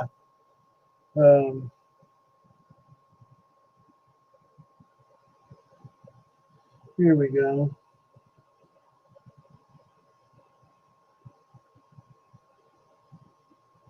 Teaspoons of acid blend. So in this one, that's 5 gallons, 2 teaspoons. What does yours? What dosage does your Fermo have on it, Richard? Reefer Madness. Thank you. Yeah, it was crazy.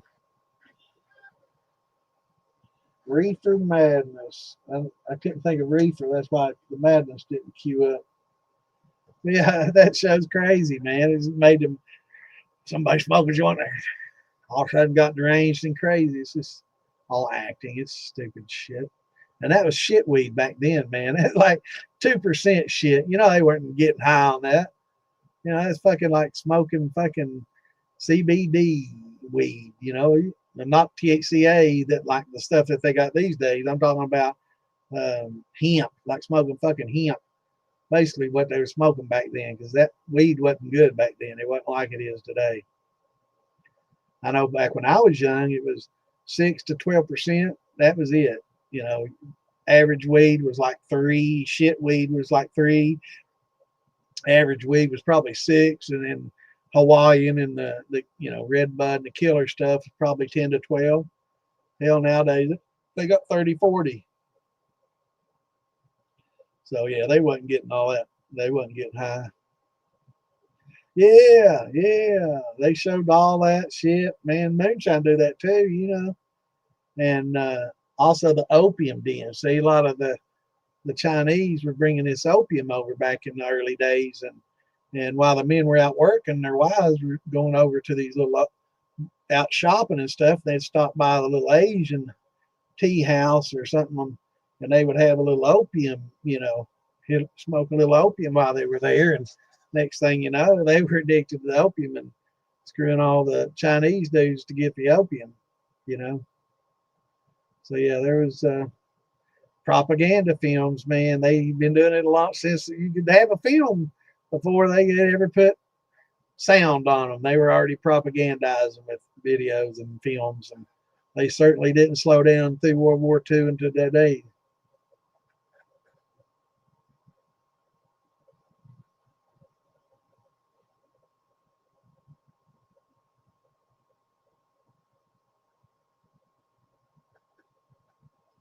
So I'm trying to scroll back down to you, Richard.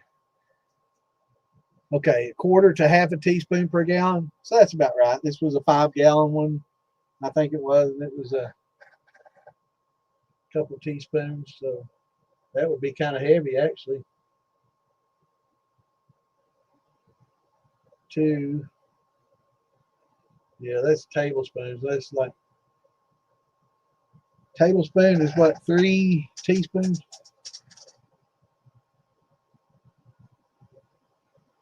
Or is it 5? Hell, I can't remember. But yeah, you definitely don't want to add. Definitely don't want to add a lot of more nutrients than what you need. And I think step nutrient, Richard, would be a good idea. You know, because I've never thought about that, but after reading what some of these pros are doing and how they're custom tailoring, you know, what they really need, and dosing it as it's needed, doing a little bit of a time. Now I will say I wouldn't step feed sugar or sweetener to the yeast a little bit at a time. I've heard of that being done too, and I really haven't researched that much, so I don't know the pros and cons to it. But yeah.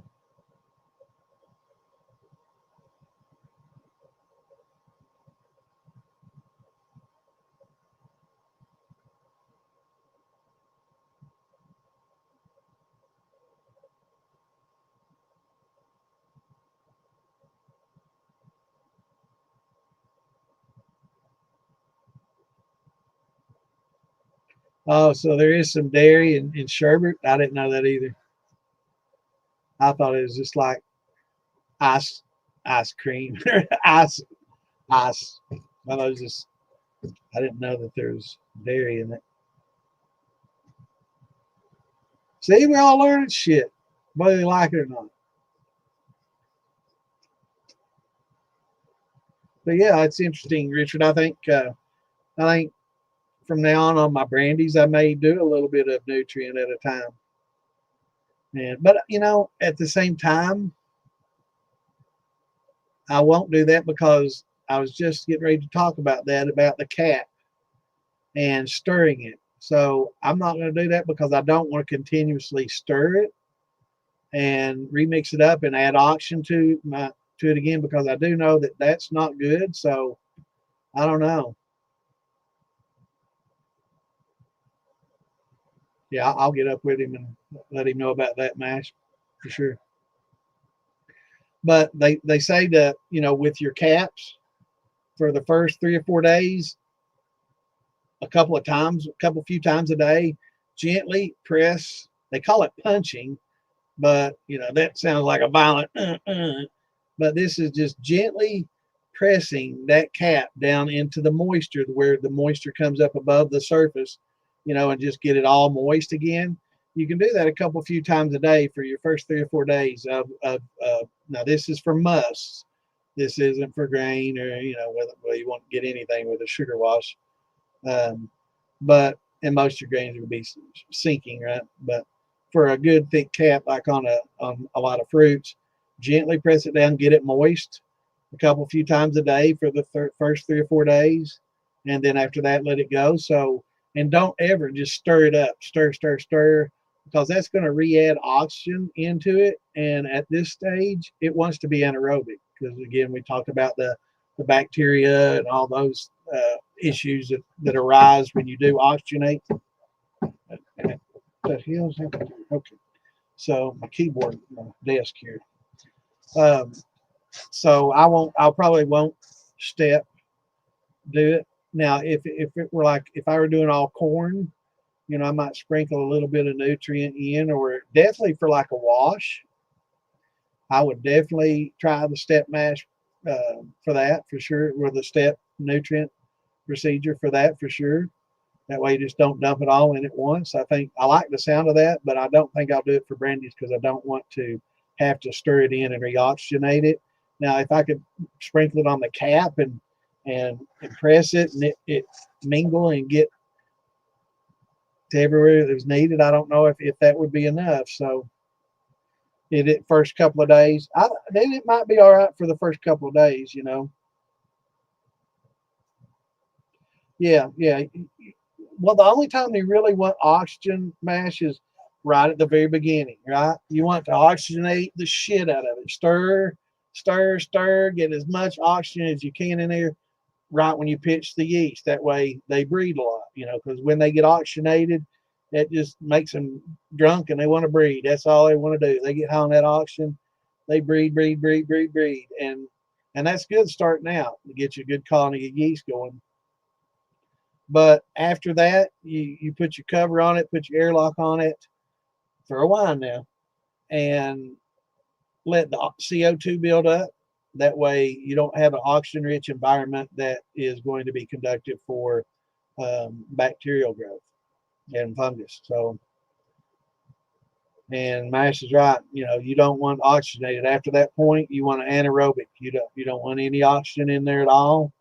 And so, unless, of course, if your pH crashes and you didn't add the moisture shell, then you might have to stir in some baking soda. And when you turn it in baking soda or calcium hydroxide, either one, it's going to cause up a lot of foaming. Careful, because it'll foam like fucking crazy, and that reoxygenates it too.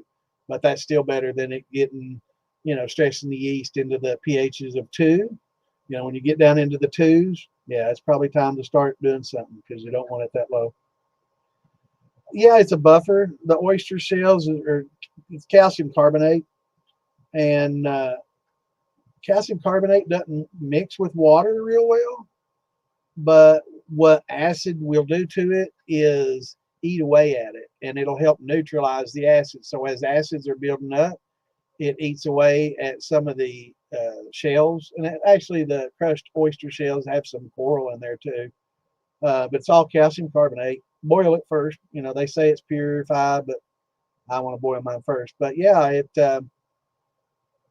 I wouldn't use the plant ones for wine. This get food grade, you know. But boil it. I boil mine first to make sure that I get any kind of, you know, bacteria on there that's out, or any kind of bad taste. I know it came from a lot of salt water, so you know there might be some organisms, or you know, some microscopic organisms and stuff in there that have died, but yet can leave bad flavors. So I always boil mine.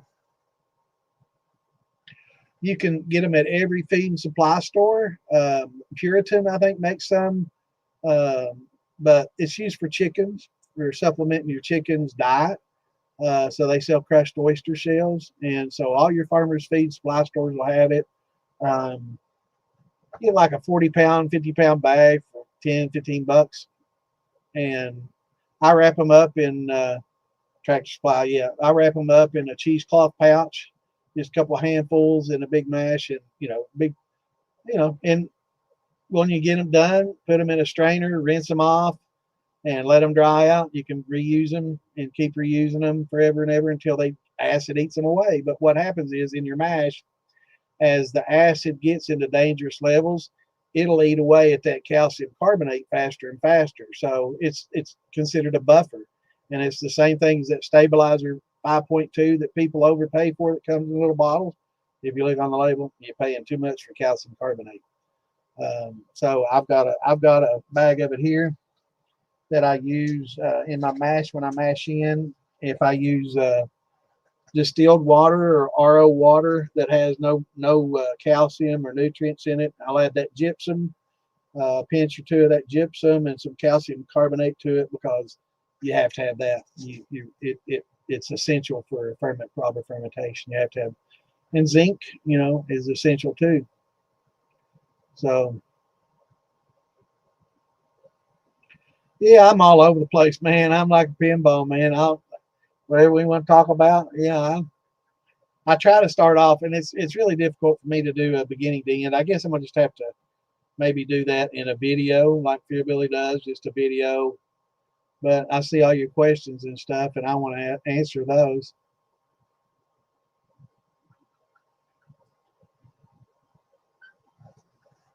Well, be honest, mash. It's not used in winemaking as much as in sugar washes, in grain bills, and brandies that are going to get distilled. Um, Especially a lot of brandies that get a lot of sugar. You know, the brandies that aren't true brandies, that is basically 2 pounds of fruit and 50 pounds of sugar. You know, I see a lot of those recipes for brandies that yeah, the calcium will raise pH, but it doesn't do it like a baking soda, because it doesn't mix with the calcium carbonate doesn't mix with the water real well, so it doesn't boom, you know, raise your pH like calcium hydroxide or calcium carbonate. You know, your baking soda, calcium. Uh, what is the baking soda? Is sodium bicarbonate. Takes me a while to remember some of this shit, man, in my mind. But the sodium bicarb has salts that the yeast don't like from the sodium, and the fact that it's a bicarbonate, and it does mix with water real well, and it's like a volcano, man. But that salt stresses the yeast, but not as much as the low pH. So if you have to use it, you got to use it. But calcium hydroxide, which is a pickling lime, will work just as well about raising pH fast like we want. But yeah, you won't use a calcium carbonate to raise pH real quickly. It basically only works against acid. It's hard to explain the buffering versus raising pHs. It will technically raise pH over a long period of time, but it's not as much raising pH as it is avoiding low pH with the acid. So it just kind of counterbalances that out. But mash, it's done mostly in. What's going on, Mr. Brennan? I ain't talked to you in a while. Give me a shout sometime, brother. Been too long. But yeah, it's boil them, especially in the brandies. See, but the thing about brandies, if it's a high sugar brandy with low amount of fruits, which is what most moonshiners do, right? They don't make a true brandy or a true wine. They're making a fruit flavored sugar wash, basically. For that, yeah, those shells come in very, very, very handy. If you're making a serious wine and you're wanting to make it as a wine, and I don't use them for that because I do want low pH. I do want slower fermentations. I do not want to stress my yeast out to a point, but um, it's balanced out, right? I've never had a pH crash during wine making, but I have a lot during fruit sugar washes or just sugar shine. So a lot of the brandy recipes you see, they're not really made for wine, they're made for distilling. So it's basically a fruit flavored sugar wash.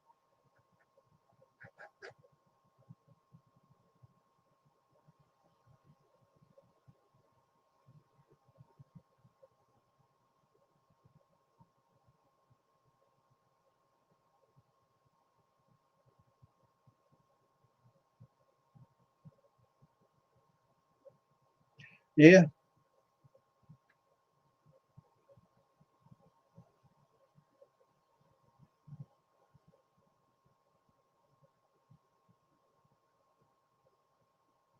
yeah, man.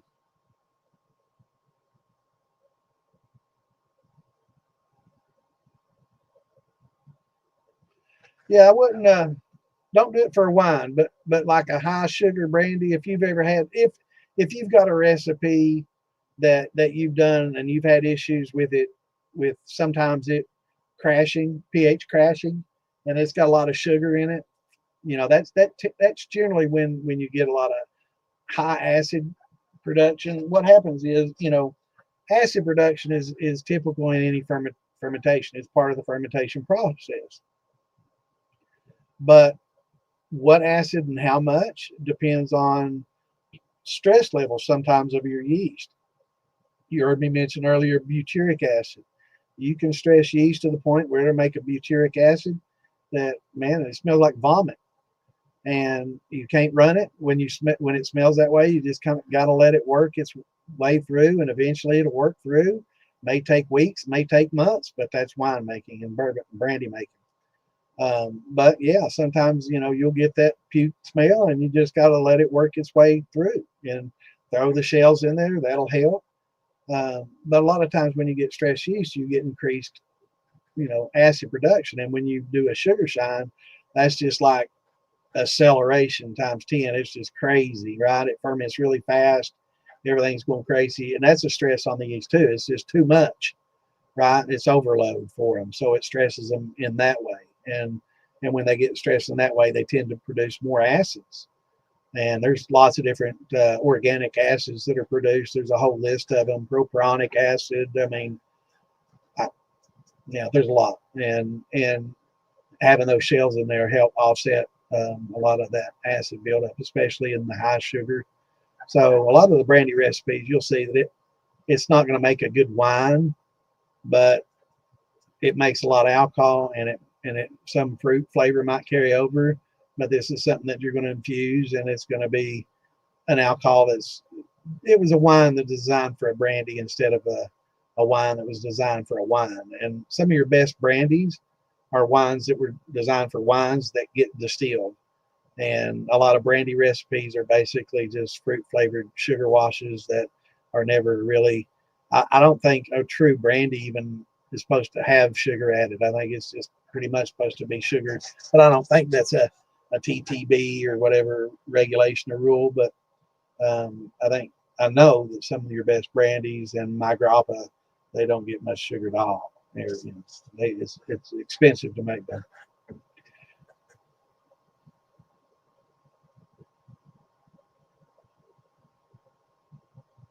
All right, brother. Yeah, it's getting about that time. Hell, it's 11:34. We always go a little bit over, don't we? But that's good. I get y'all interested along we're talking and enjoying ourselves and have a few. I haven't been drinking any night. I haven't had. I think I left myself a little bit in this jar for a night. Saw a shadow in there. Man, that's good stuff. Pretty strong. 135 proof. But yeah, it's calcium acetate. It's used for making sterno fuel. Yeah, I don't think that's one. I don't think I want to add that to my wine though. But I do. Sterno fuel is something that. What are the bars they give you in the military? What's that called? Comes in the green package. Looks like a soap bar, but it burns and it burns. You can't even see that it's burning when it burns, but it's used in your mess kit to heat and cook with. What's that called? Come on, somebody.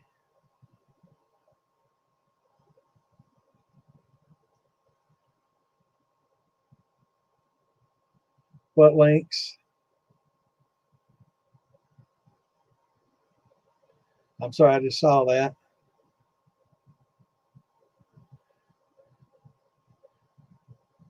Yeah, because this goes everywhere, just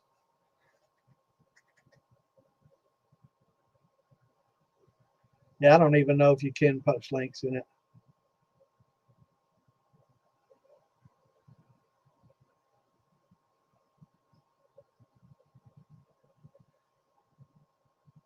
Silo fuel. Is that what the military stuff is? Yeah. We're public on YouTube and everywhere, so it's something we probably don't want to. Not just message each other, find out each other's Facebook name and or look each other up on YouTube and because you don't want to post that on public, man. What is that? I'm gonna have to silo. That doesn't sound like what I'm thinking. That might be what it's called. I'm Googling again. Let's see.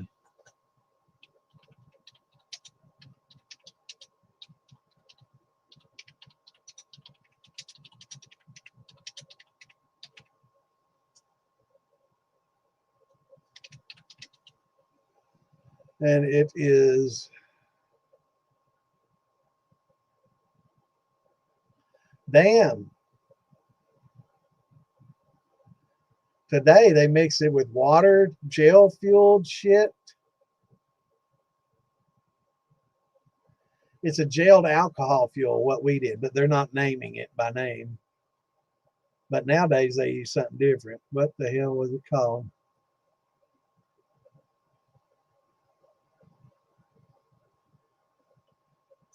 Flameless ration heater. No, that ain't the term either. They called those bars something, and it wasn't flameless ration heater. All right, military guys, what was it called?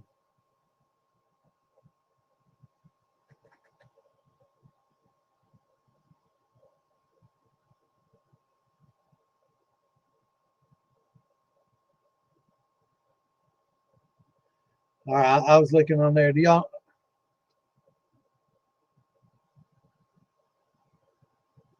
So is that what it is? I go upstairs. I got a whole case of that shit in my survival pack.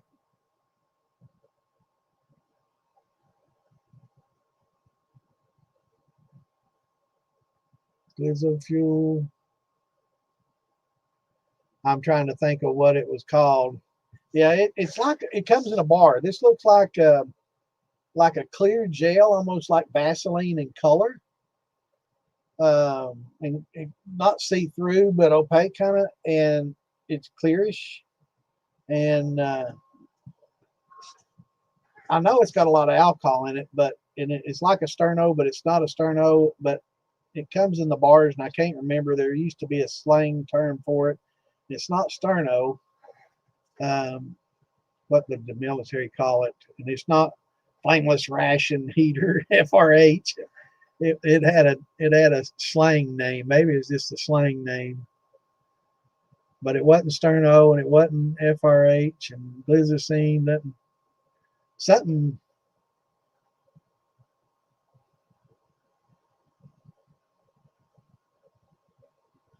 Something lean or something with the lean in it.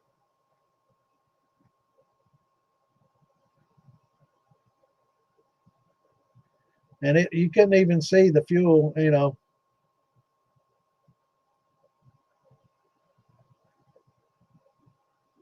Hell, even Google can't tell me what I'm looking for. I have to find somebody who's in the military in the 70s, 60s, and 70s. That was used. Yeah, it's a gel fuel. Yeah, it is a gel fuel, and it is alcohol, but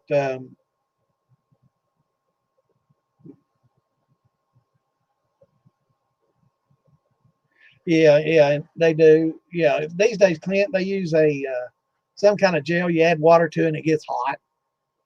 You know, it's some kind of chemical shit. I guess flame was an issue because with these bars, you couldn't tell they were burning. They burned some blue. You'd have to be in the dark, you know, to see it.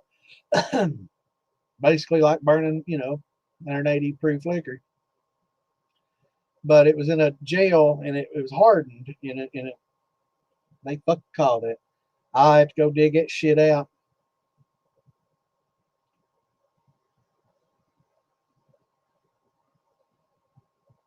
Wasn't aerogel. I can't remember what it's called. If I heard it, I'd know it in a heartbeat. It was something seen, something lean, something seen or lean, like a gasoline, but it's a lean, but not gasoline, but it's something a lean or something maybe.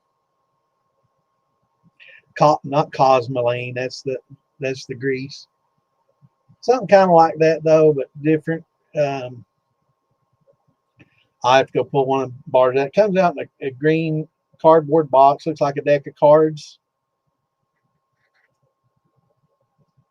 I have to dig it out. Sternoline. I don't know. It might have been called something like a sternoline or something. I have to look it up. I have to go dig it out. I got a whole case of it. Where if the shit hits the fan, you know, it's something to cook with. Yeah, acetylene. There you go. That'll cook it. That'll cook that shit fast. But yeah, something like that. But I'll have to dig it up. I have to dig it out, look at it, and see. Trioxane. Thank you very much. That's it. Triox is what they called it. Trioxane. That wasn't lean, it was ain. Where'd you find that? I fucking Googled that shit and I couldn't find trioxane. Yeah, that's what they used to use. Man, I couldn't think of that. I'd have had to dig that shit out. But yeah, trioxane. Curtis gets gold star. But that was it. Thank you, man. I'd been fucking sitting here for the next hour where I'd have had to go dig through my fucking shit in the garage to get my big trunk out, my survival trunk that's underneath everything that'd take me 2 days to get to, you know, in an emergency, right? Like what we have. My emergency pack, yeah, it'd take a day to get to it. So that's something I have to come back for, I guess.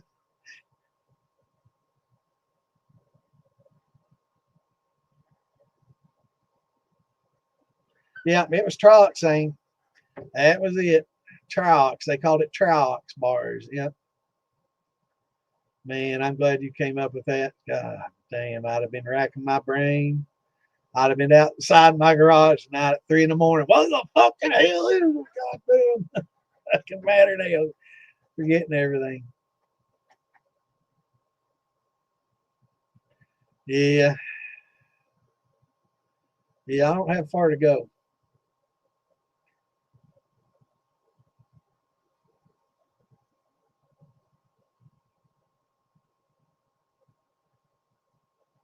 Wow.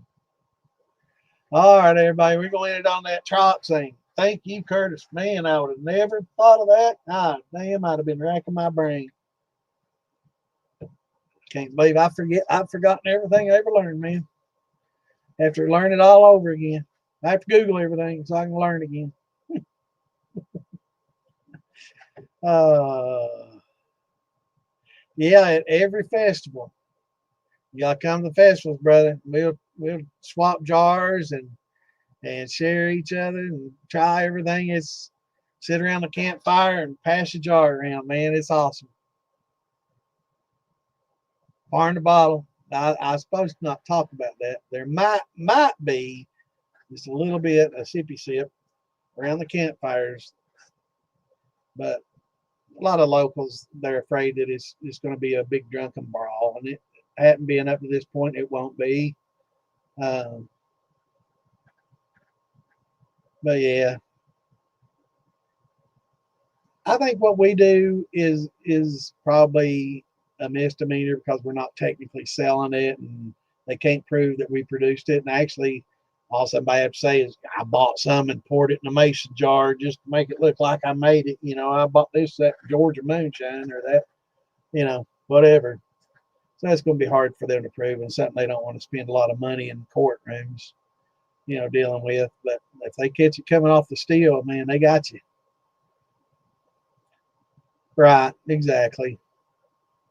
But at the festivals, I'm barely over 21, man. You can card me if you want to, though.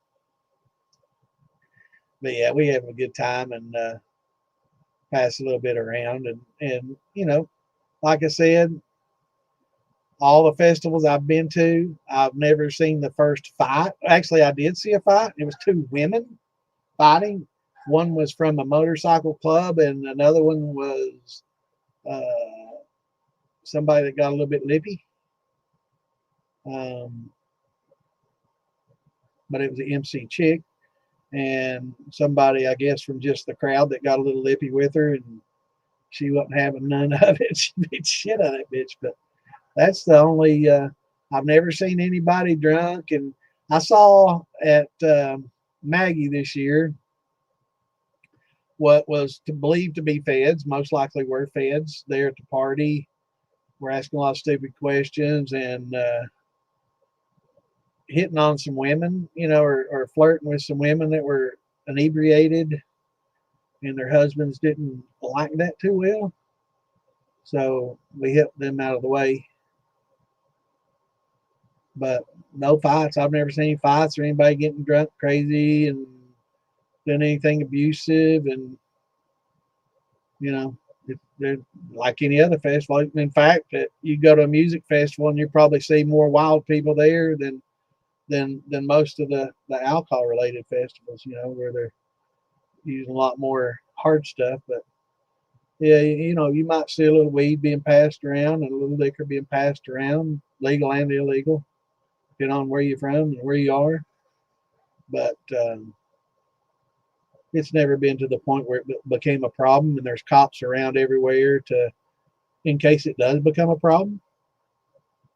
They're not going to say anything until you get to that point. Now, if you're sloppy drunk, stumbling around and falling into people, knocking stuff over, they're probably going to give you a place to sleep for the night. But vinegar, yeah, send me some of that wine vinegar. But with wines and beers, it's my state. It's legal.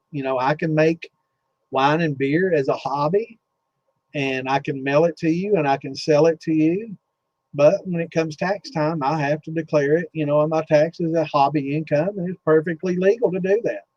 No licenses are required as long as I stay under so many 100 gallons or 1,000 gallons, depending on the state. So, um, yeah, a lot of places, you can sell wine and beer, no problem at all. But when it comes to liquor, that's another story federally for sure. Hell yeah. So is that ivermectin. Just saying.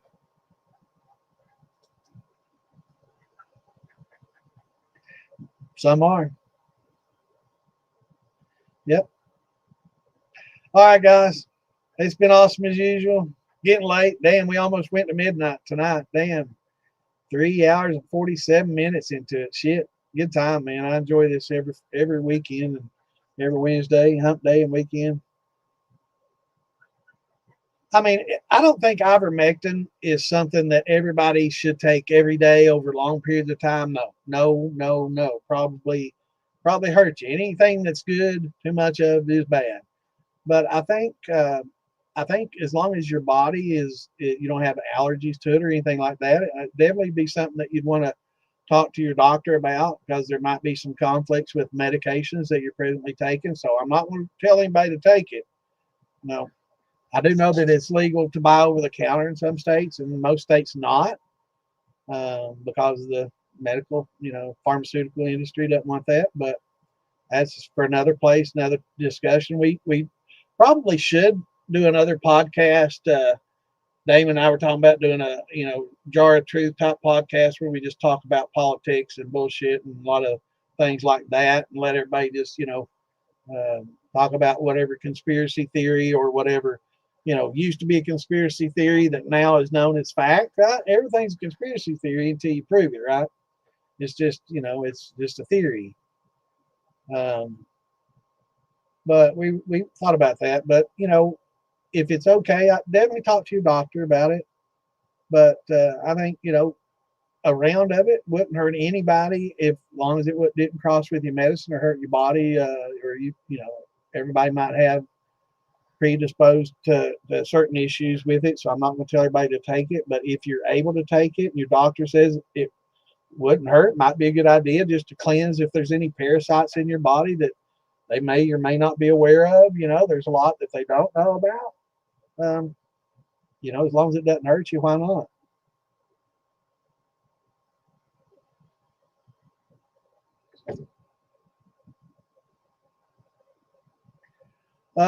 We'll see. I don't know. We'll see about Friday. I'm gonna talk to everybody. I haven't talked to everybody yet about what the hell's going on, and so we'll just see. If not, maybe that'll be a night we do that. So maybe we'll just call it something else and let it be political. People come in and talk about politics and all the bullshit. I mean, that's what it's supposed to be anyway. Shit show, talk about anything. But we'll see about Friday. We'll make an announcement in the militia page. I got to talk to Phil, Billy, and Tom and Damon, and I hadn't had a chance to. I've been busy since Friday, and I've talked to one person about it, and we'll see. I don't know what all went on, and I've heard a few things I'm not going to talk about. But yeah, we'll see. We'll see what's going on. Yeah, you got to watch out for YouTube. I'm not monetized anyway, but we won't put it on anybody's pages that are. I'm sure Phil Billy probably gets maybe a little bit from monetization. I don't know. Probably, maybe a little bit. I mean, I know I don't get anything. I don't even have a YouTube page, so maybe we'll just keep it Facebook or, just militia only. I won't put it on my Distilling 101 page if it don't have to do with distilling, which I've been putting the Friday night show and Lisa's show and everything on there, even though I don't know, Lisa's probably a little more educational than the shit show, but I just put them on there. I probably shouldn't. It certainly doesn't help. But I'm not monetized, so I've not received the first penny one for all my podcasts. If Phil Billy gets a little bit off mine from what I bring in on YouTube, I'm happy. More power to him. He pays for the StreamYard. I hope it helps him, but he's not making enough to pay for the StreamYard. So, he pays for the militia podcast system. So definitely appreciate him and send him all the business that we can, because he's what makes all this possible. So definitely go to his site, check out his videos, get more active on there. Got some great content. Love the videos he puts out. I'd love to be able to do that. I may try to do more of that, like an instructional beginning to end, like Ian did on what was it, pumpkin mash or something a little while back.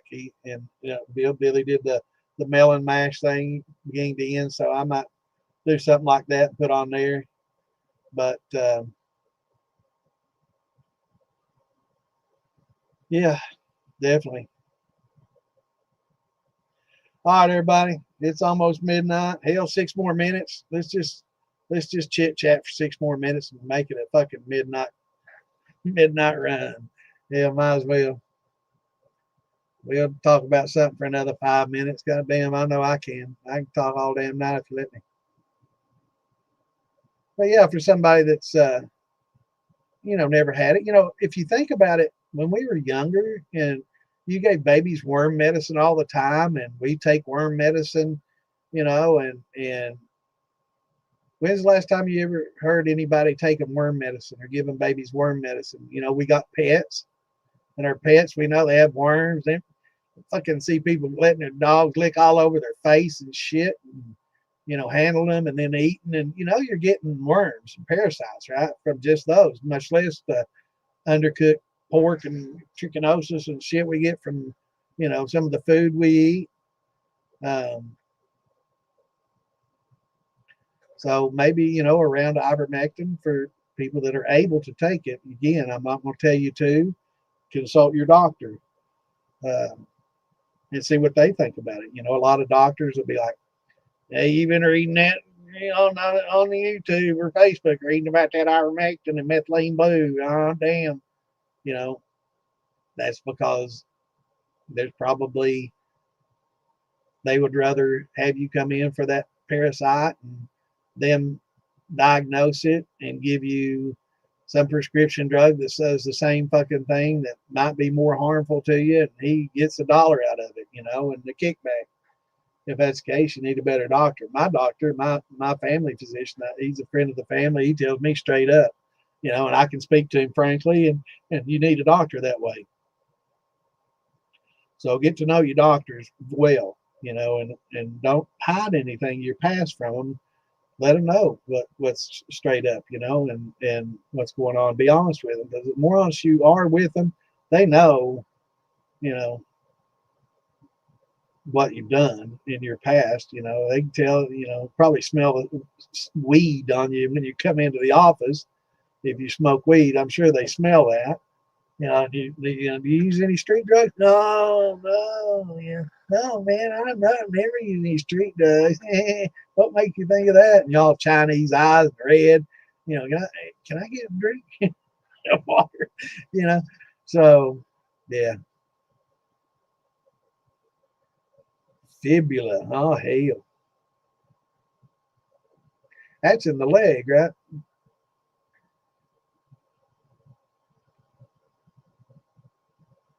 Tibia and fibia in the arm, and tibula and fibula in the leg. Is that right? Been so long since I learned my bones.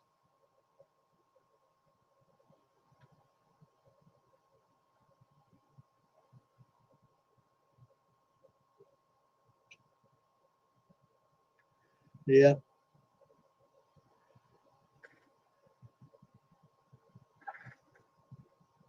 It is in the leg. I was thinking that's the tibia, fibia in the arm, and tibula and fibula in the leg. Yeah. Been a long time since as elementary school. It's like 55 years ago I learned that. 50.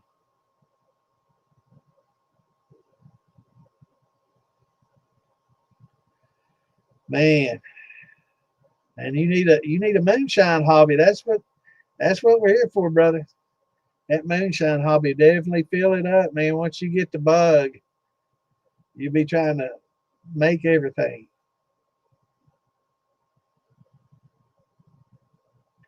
Wow.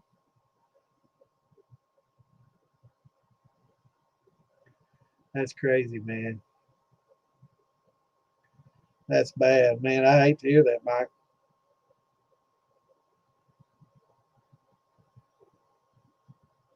Yeah, yeah, I agree. A lot of these doctors will give you tier one drugs. Tier one. Tier one means it's something that's been recently, it's a new drug, new innovation, new drug. and they get money to prescribe these tier 1 drugs, and they're very expensive, and it's an insurance scam between the pharmaceutical companies and the doctors. See, they get these doctors prescribing these tier 1 drugs, and these tier 1 drugs are new drugs that they have the patent is still valid on them. So after the patent's up on these drugs, then come all the, the alternatives and the what do they call them, the generic form of the drugs. When it becomes out of patent, then you get all these generics. They can't make any money on it anymore. But the tier 1 drugs, they can. So, and some of the tier 1 drugs are better. I'm not going to say they're all bad and they're only doing it for the money. There are some research going on, and some of these tier 1 drugs are the best, right? And nothing ever better for certain things.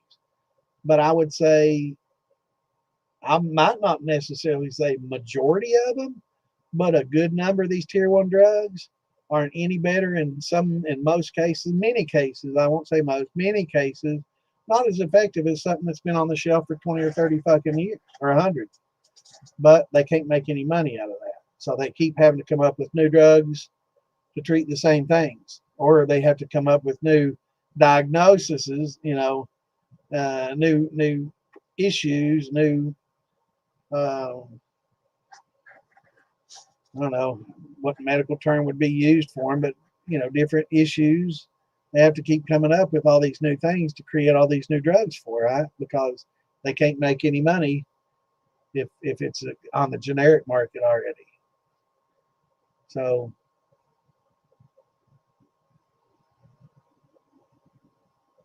yeah.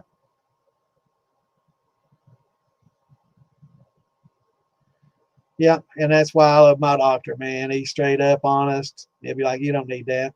He doesn't. He'll give me a regular. Most of the stuff I take are generics. I think one or two that he's given me over the time. I think he's given me one or two tier 1s.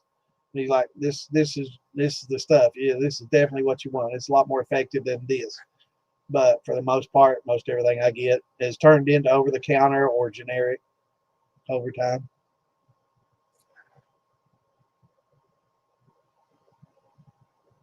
Right. Well, strength too. You don't necessarily want your drug stronger because it might get too strong and actually do damage.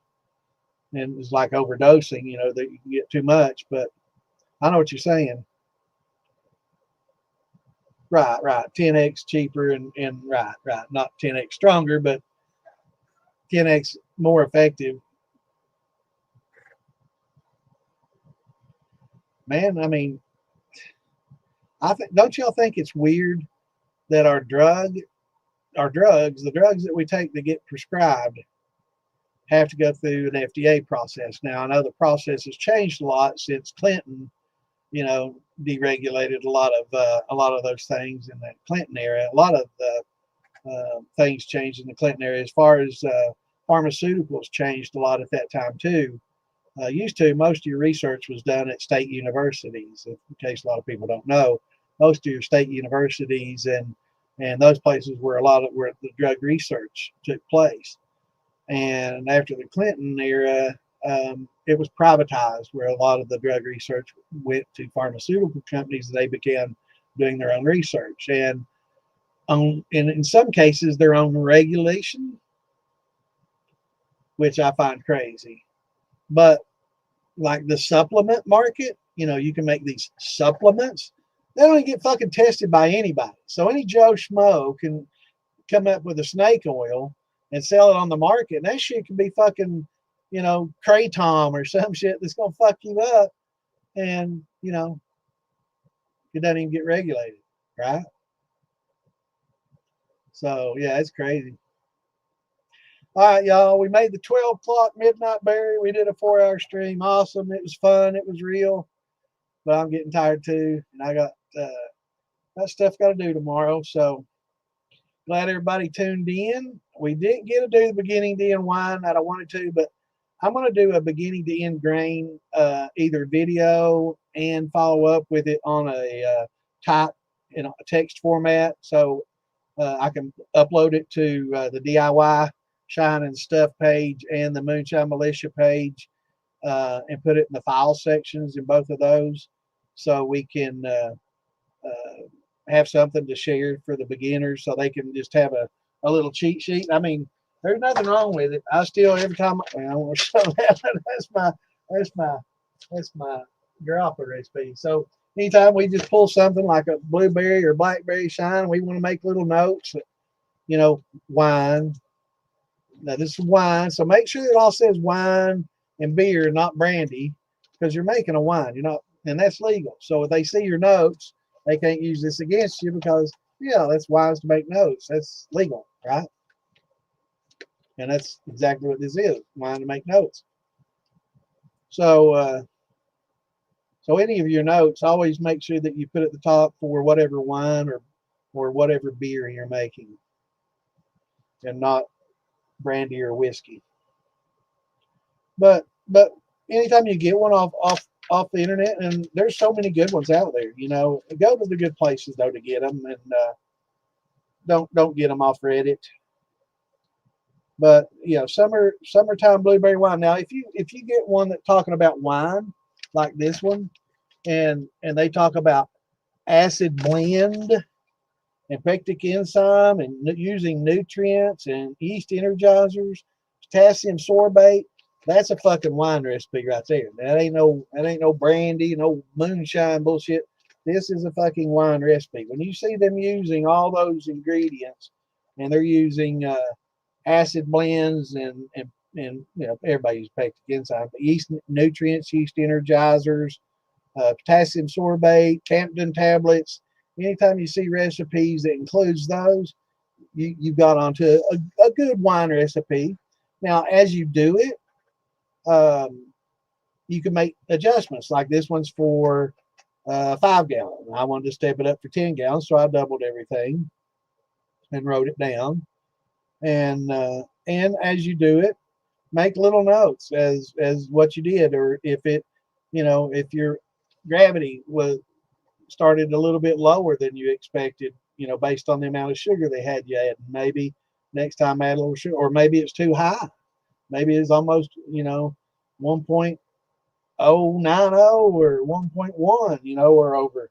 Maybe next time mark the sugar out and try a little less sugar next time. So, well, notes are evidence of winemaking. So this is wine. I make blueberry wine. I got lots of wine in there, bottled up, corked. So yeah, they can't say this was used for brandy, because it's a fucking wine recipe. Just don't put brandy at the top. Don't put whiskey recipe at the top. Put beer, because the same thing you're putting in whiskey mashes, you're putting in beer. So just call it a beer. Oh, I know. But yeah, I'm telling a lot of people, though, they don't realize it. And they're putting my best bourbon mash, my family whiskey recipe, or the best peach brandy ever. You know, don't do that. Call it wine and beer, because you don't, that's evidence. And this is just evidence of my winemaking. And I've got blueberry wine in there. They want to try it, they can try it. That's what that recipe made. That's in that bottle. So it doesn't hurt to have a little bit of that, you know. That way they say, oh, you're making brandy. No, here's the wine, you know. Judge, would you like a sip? There's my bottle, you know. Everybody's welcome to test the alcohol in it and have a little sippy sip. And that might get you out of some trouble if they don't find your still. If you got a little keg in the corner, they don't know that that's a keg still. You know, it's a beer keg until you put a column on it, right? So think about those things. You know, that's a beer keg. Until that column's on it, that's not a still, that's a beer keg.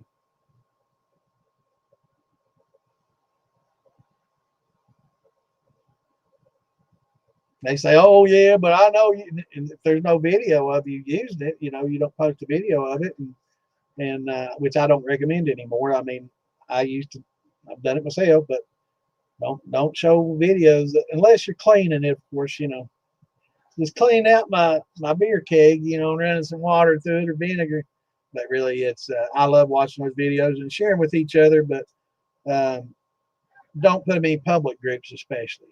Private groups, small private groups, probably okay. But I don't want to see anybody get in trouble. I know some states are a little more strict than others. We've talked about that, but be careful, folks. What you say and do out there. I mean, what we talk about in here, is beer and wine making, and we can take it to brandy, just put it in the distiller, you know.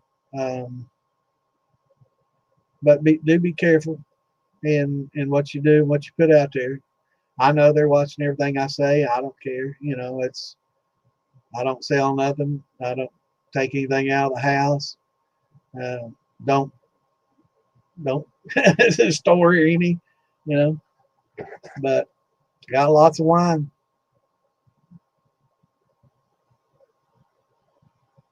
That's right.